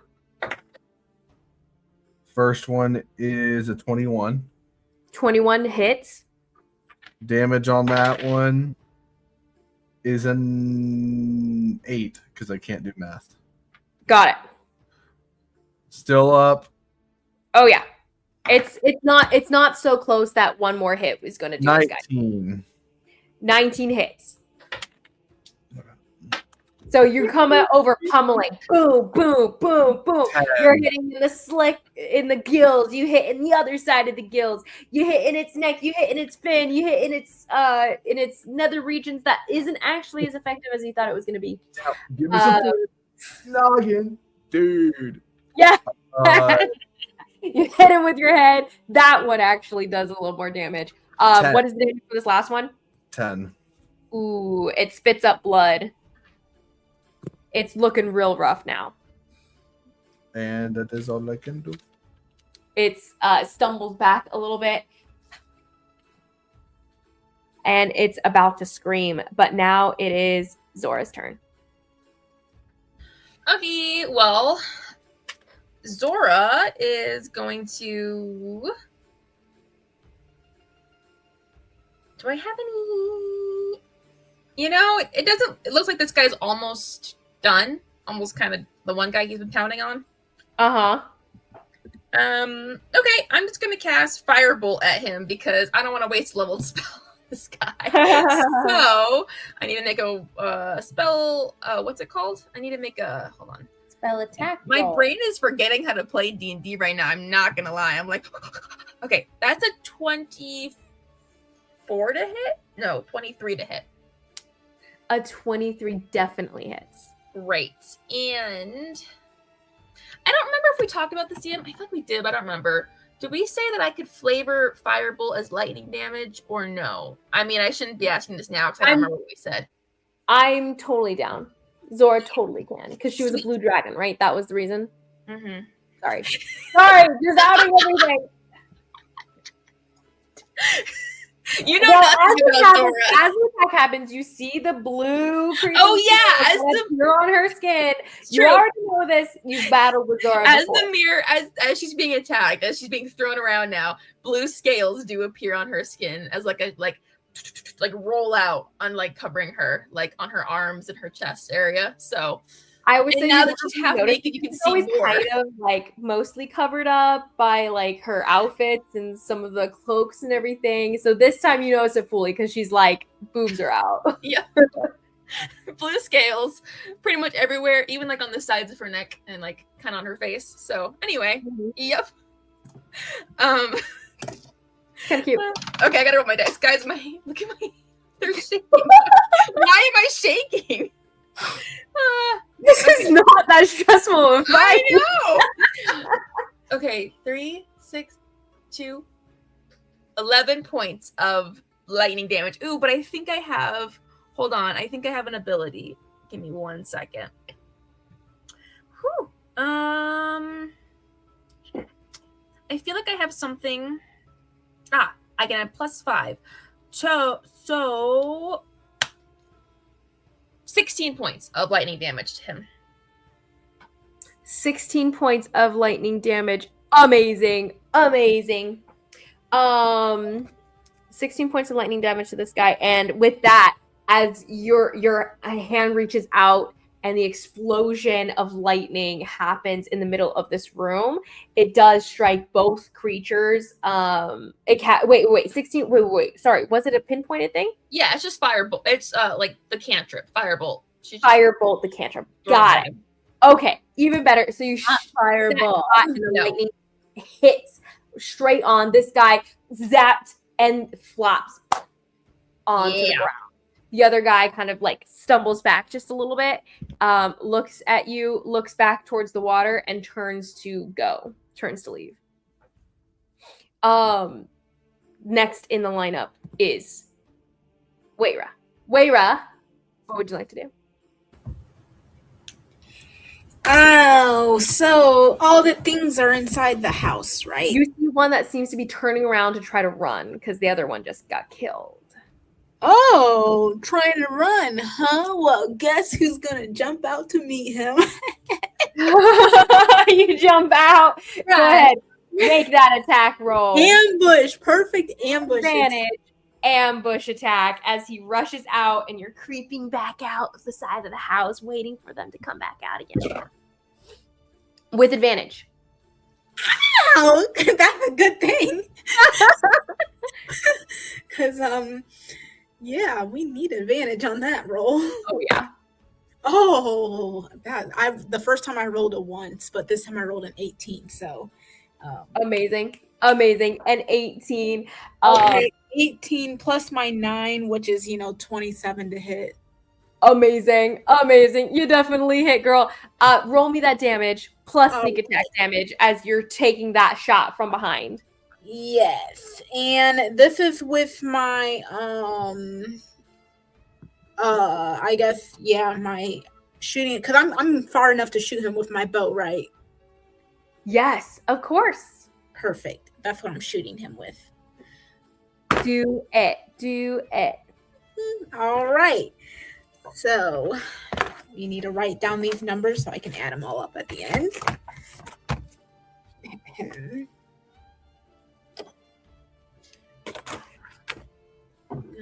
1, 2, 3.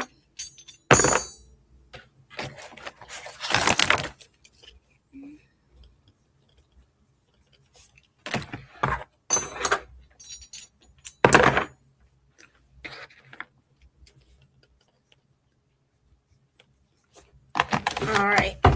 Now for the moment of truth as I add this all up.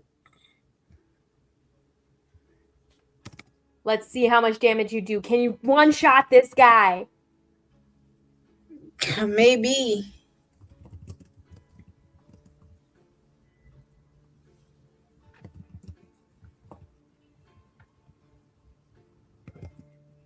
Oh, hold on. Added one too many.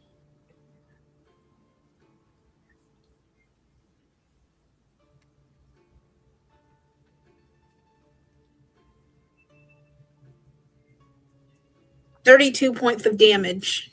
Amazing. You shoot him in the back. You shoot him in the back. And the marrow like stumbles forward a second, but it does keep running. It's okay. It keeps going. But it's not getting that far that quickly. Not on land. It's not as fast here on land. But that's a lot of damage. Great job. It's still alive. Mm-hmm. Roll me a perception check, Weira. Yeah, okay. Well, on the ground. Oh man, I wish my ground roll was legitimate. It's better than that. Oh wait, it doesn't matter because I'm proficient. Dirty 20. Dirty 20. Yeah, you definitely notice an individual appearing at a distance on the water's edge, like in the water, like standing in the water, far away from where this marrow is running right now. And this marrow seems to be running in a direction towards the left, back where you guys came from the sinkhole, from the caves. Mm-hmm. You see another individual standing far at the edges of the water, and you hear a voice in your mind, Weira. You hear a voice. Roll me a wisdom saving throw as you hear.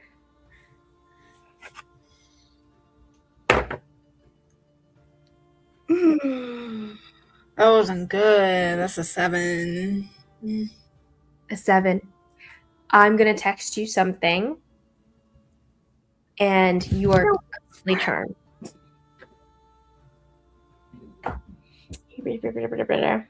But nonetheless, everyone else is out of battle as actually, okay, so then the other marrow is running away, but Weira, you can definitely sorry.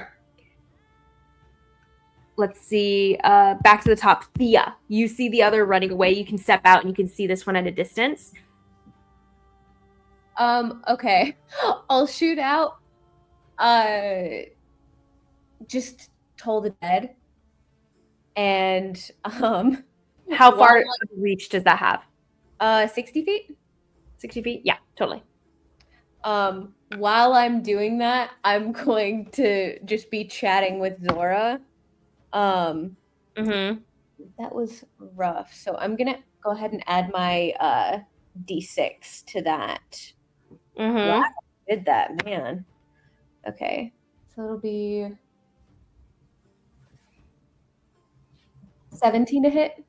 Yeah, definitely hits. Beautiful.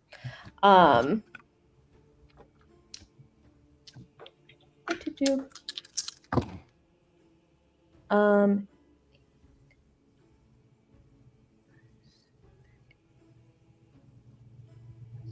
18 points of necrotic damage. Hold on. Just over my shoulder, casting like over as it's running away.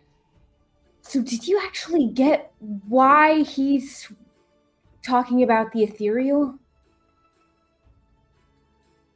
Sorry, don't get me wrong. We're going to talk about whatever the fuck this is. We're probably going to do that later over copious amounts of liquor. So let's quickly, why was he talking about the ethereal? How much damage was it again? Yeah. 18. Very good. What? You don't like it? I did not say anything of the sort. I was a little bit preoccupied and someone cut my time short with him. Oh, I'm sorry. I didn't realize you were still on your fact finding. It looked like you were having a hard time finding your clothes. At this point, you guys are out of combat, except if you, Callian, want to rush out to try to catch the marrow before it disappears into the water. What about me? Oh yeah, you can both try to. Here, you guys both get one more hit before he disappears. Go ahead. You can catch back up with him, Callian. You can catch back up with him. Yeah, I want to. So just roll to attack. Yeah, roll to attack. You can definitely make one more shot. See if you guys can kill him before he's gone. Can I stunning strike? Sure, you can try. I'll roll for him. That's a 14, so it doesn't work. Then we'll just say you rush up, pow in the back of the head. He comes down. He goes down. Zora and you, quick work of this guy. He's gone. You guys. And who's in the water? Do we see someone in the water? When you guys step outside, there is no one standing in the water. Weira is alone, except for the marrow that was running away. Oh my goodness. Okay. Weira, did you read the text I sent you?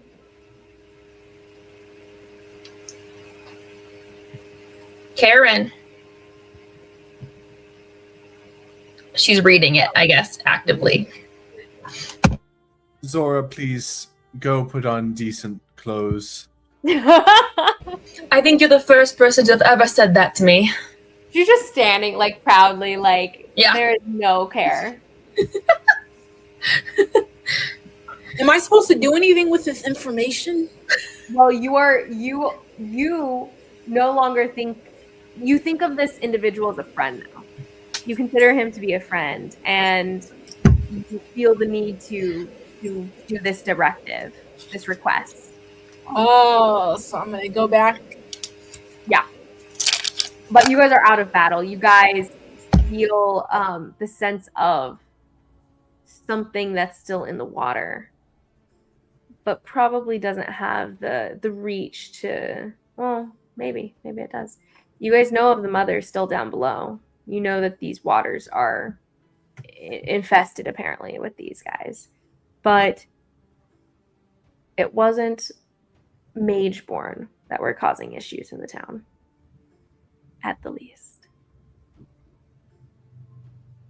Mm-hmm. Okay, well, What do you say as you get back to Zora? Well, I'll get up to Zora and I'll be like, he said he'd love to guide you to the sun-forsaken lands, the true place of forever. Oh, wait, say it again, Karen. I didn't understand a word you said. Come on, Karen, get your acting skills on. Okay. You have to say this dramatically for his sake. I know, I have to. It's just so funny. Okay. He said to tell you that he'd love to guide you to the sun-forsaken lands, the true place of forever sunset. is that what the kids are calling it these days? DM, does that mean anything to me? Roll me a history check. Okay, great. Let's see what's better. History, or what'd you say? History or religion, either one. I think I've had a better time to joke. That was pretty hilarious. I'm gonna admit. 16. It's a lower DC for you because of where you're from. The Sun-Forsaken Lands, that was always to the east of your homeland. Sun-Forsaken Lands. They were always referred to as Asteria from your guys' land. Hysteria. Asteria, but yes, it is Asteria. based on the fact that people would be they would be forever changed, just mentally unstable once they visit those lands for any amount of time. But Fithra was always the final resting place before someone ventured that way and never came back. So he's referring to a place that you guys never would have gone. Yeah, never would have gone to. totally. It's a place of, from what you know, it's a place of monsters. It's a place of dragons, and it's danger. Okay, how you're okay? You good? What'd you say? Is everything good? I'm perfectly fine. You all got really worked up for very little reason. I feel like He got worked up. that was a little crazy. I'm just gonna be honest. Okay, We got worked. they came back. The other girls that were with the other guys were killed, mutated into these creepy monsters. Sue me for not wanting that to happen to you. All right. I appreciate the concern. I mean, I obviously had no context for why you guys came rushing in like that. As far as I knew, everything was going swimmingly, pardon the term. I don't, pardon it. Continue. Fair enough. That's your right. Okay, so Can you please put those away? she's putting her clothes back on. She's like, fine. This is the only reason I wear clothes anyway, is to not cause a massive distraction in all the time. Okay, so how are we going to play this? Because from what they're saying, we might not be able to take that thing on unless I don't know. Can you breathe underwater? There's a lot of things about you that I apparently don't know. So you certainly could, I'm sure. You act as if you spent your entire life finding out my secrets. We've horizontally tangoed maybe a handful of times in the past years and don't do much else. I don't know why you're surprised at this. I just kind of thought we were friends. We are friends. Do I know everything about your backstory? Apparently you do. Oh, I'm surprised. I thought there was more depth to you, but okay. Okay, we're not doing this. Zora's like, oh, that was the whole book? I thought that was the first chapter. I don't think Isabel does not think Zora knows everything about Thea at all. So I mean, she's coming from a place. We haven't established how much she knows, but I don't think she knows everything. So I'm like, on the meta, not a lot. yeah, that's right. So she's just like, oh, that's embarrassing. Okay, Doing this here. you started it. Okay. The guy. He claimed to be ethereal. What's up with that? I mean, I don't know if he didn't claim ethereal. He asked if I knew about the ethereal. So I don't really know if he's searching for members of the ethereal because they think you have information, he's curious about them, or he has ill will towards them. I don't know. But as far as I was aware, he had no ill will towards me till you all came bursting in and attacked him. Okay, well, his brothers were killing people indiscriminately. So I made a judgment call. I'm just saying, if I judged everyone by what their family did, no one would be innocent.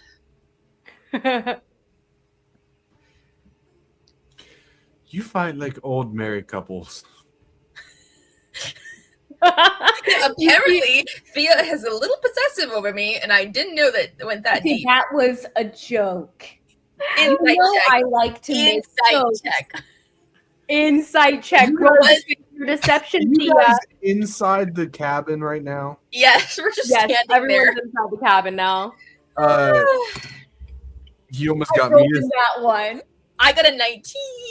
I rolled a nat 1. Perfect. Crazy. Um, And what's the Right. truth, Thea? Callian goes to the door, steps outside, and closes the door. Am I still influenced? Are you still what? Am I still influenced under the charm? You are, yes, 100%. You think of this And guy they as don't not know a bad that? guy. Like you have no ill will toward this individual. Man. 0 ill will. It'll wear off. What do I read in you, Thea? what exactly were you It'll wear inside? off in 24 hours. Way we're at. Oof. You think he's kind of cool. And you kind of actually get that she's in love with him. Oh. She's like, I get it. Totally. Zora was questioning whether or not you actually were feeling possessive or if it was a joke. So, what's the true level of joking there? What she said was like she was convincing herself of that. What did you say again? I don't remember. Okay. Whatever her denial of it was her convincing herself of that. Mhm. Nice. Okay. She's trying to convince herself that she's not feeling that way. And she's still very much red-faced. Okay. All right. Love it. Because this was about the original thing she said way back, or with when she burst in on them. That's what she was referring to. Her being possessive, Oh, yes. And she said that it was a joke. and it wasn't a joke. Mostly joking. I mean, it was a joke, but the spirit of it was coming from somewhere. All right. Cool. All right, cool. Yep. Okay. All right. So we have to go deal with this mother figure. Why did everyone leave? We're just what is going on? Okay, so yeah, there it's ethereal, this guy The clothes are on, Thea. It's okay. shut up. And He's really turned around by this point. I can't look at you. Wow. They are probably, if they are underwater, you and I can't breathe underwater and have no shot. So we're going to need some backup, probably. We'll probably need to come back with some backup, or A way to draw them to the surface.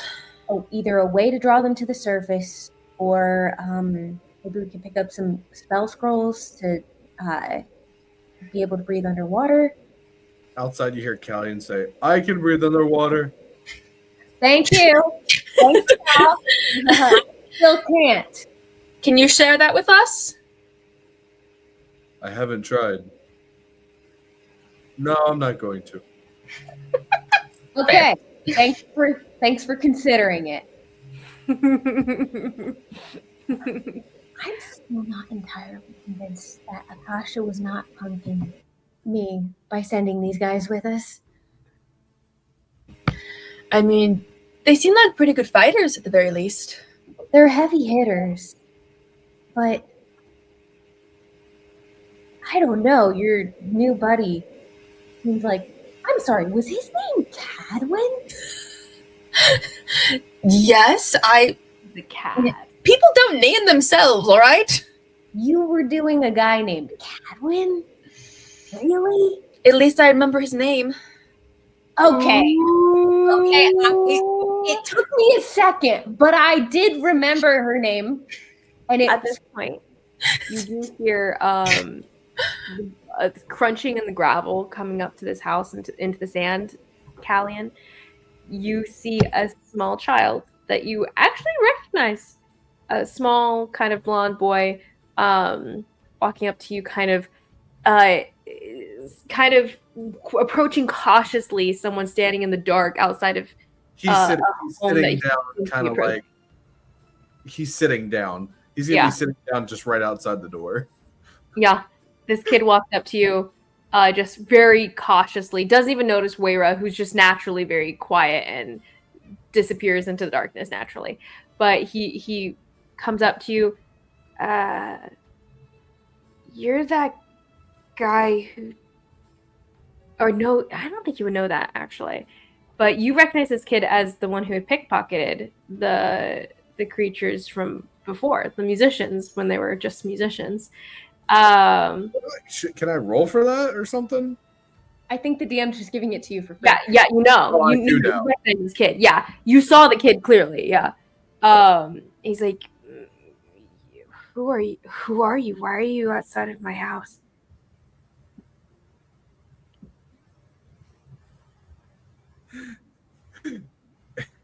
Tell him not to sleep on the bed. He's just gonna knock on the door.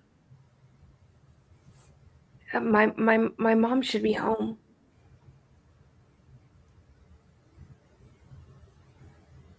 But she's normally too tired to get up out of bed, so He's gonna.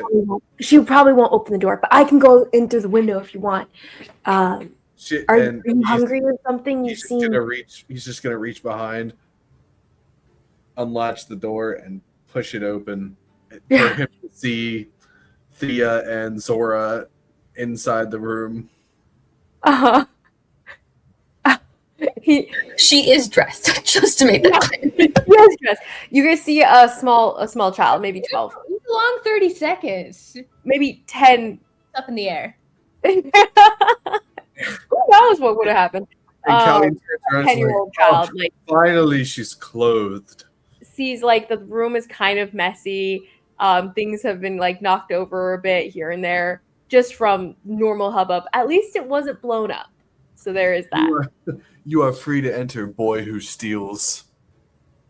I don't know what you're talking about. And his hands like go to some pockets, but then they come back and like fold in front of him, and he rushes into the room.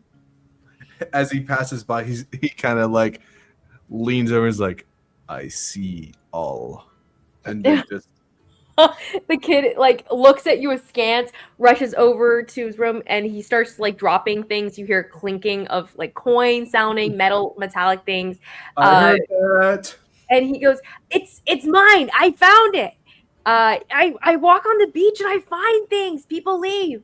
As he's dropping things into some jars around the shells, sets, and the crafting supplies around the room. Oh, do people leave silver plates? He looks over down into the main room, the only bedroom, and he goes, "Why is my mom's door? Who are you?" Well, there was ironically somebody who looked like they were breaking in, so we came in to check it out, but I guess we scared him off. So, Where's have a nice day. Where's my mom? I don't know your mom? Why are you in my house? Why are you here and my mom's not? The aforementioned reason of it looking like there was somebody breaking in, but I think we scared them off. We were just having a little disagreement on whether or not we should tell the town guard about it. I haven't seen your mother or any woman in here. Maybe she's out shopping? The tavern? No, she doesn't shop. She never goes out. She doesn't leave the house. She never will, even if it's a storm and the water's too high. Oh. Just a heads up, DM. I did off in a couple minutes because I got back. Okay. I don't know what to say to this boy. Just staring at him like, ah. You guys just leave. Well, we can. What does your mom look like? If we see her, we'll let you know. She's blonde. She's blonde like my sister.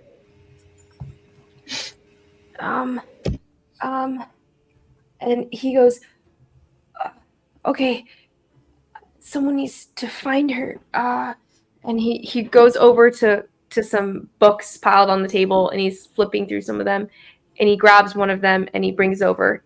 He hands you a little envelope, and he goes, this is, I don't know, it's my sister's identification papers. It's her military papers. Can you give this to the town guard and tell them that they have to come and find my mom, her mom? Where's your sister stationed, kid? Well, she's not here. She's in the Navy. What's your name, kid?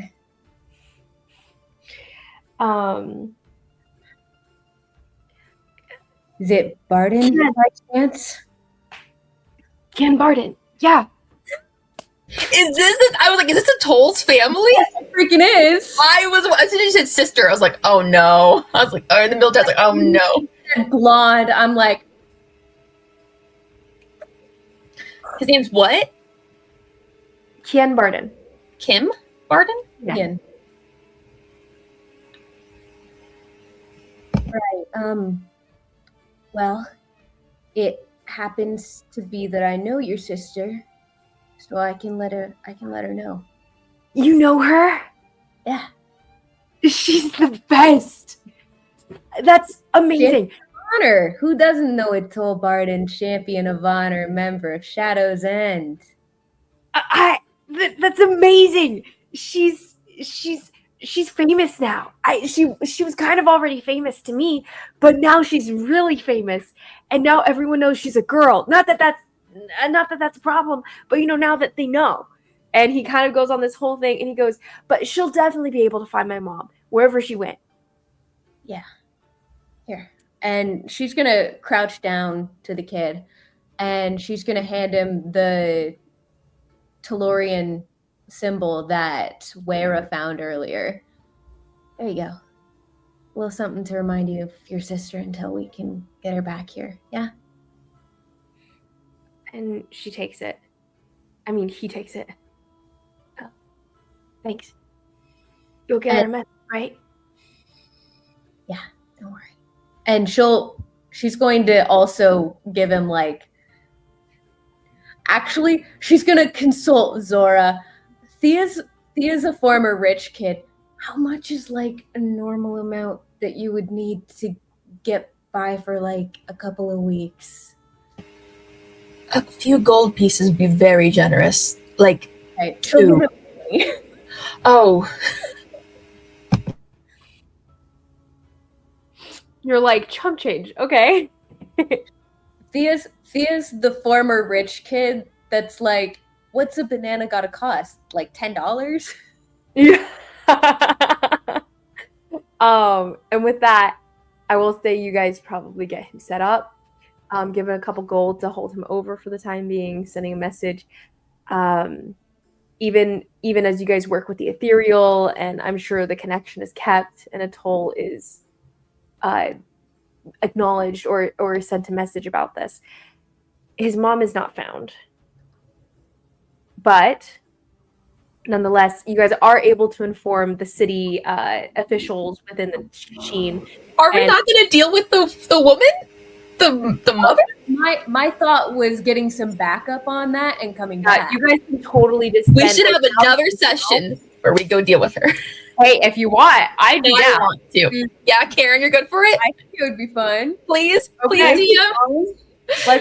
Let's do it. Okay, Future. All right.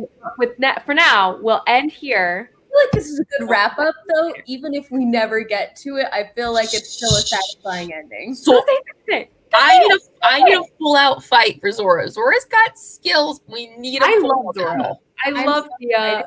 I love them both. And I love playing with Karen. Karen, it's so fun to play with you. It is.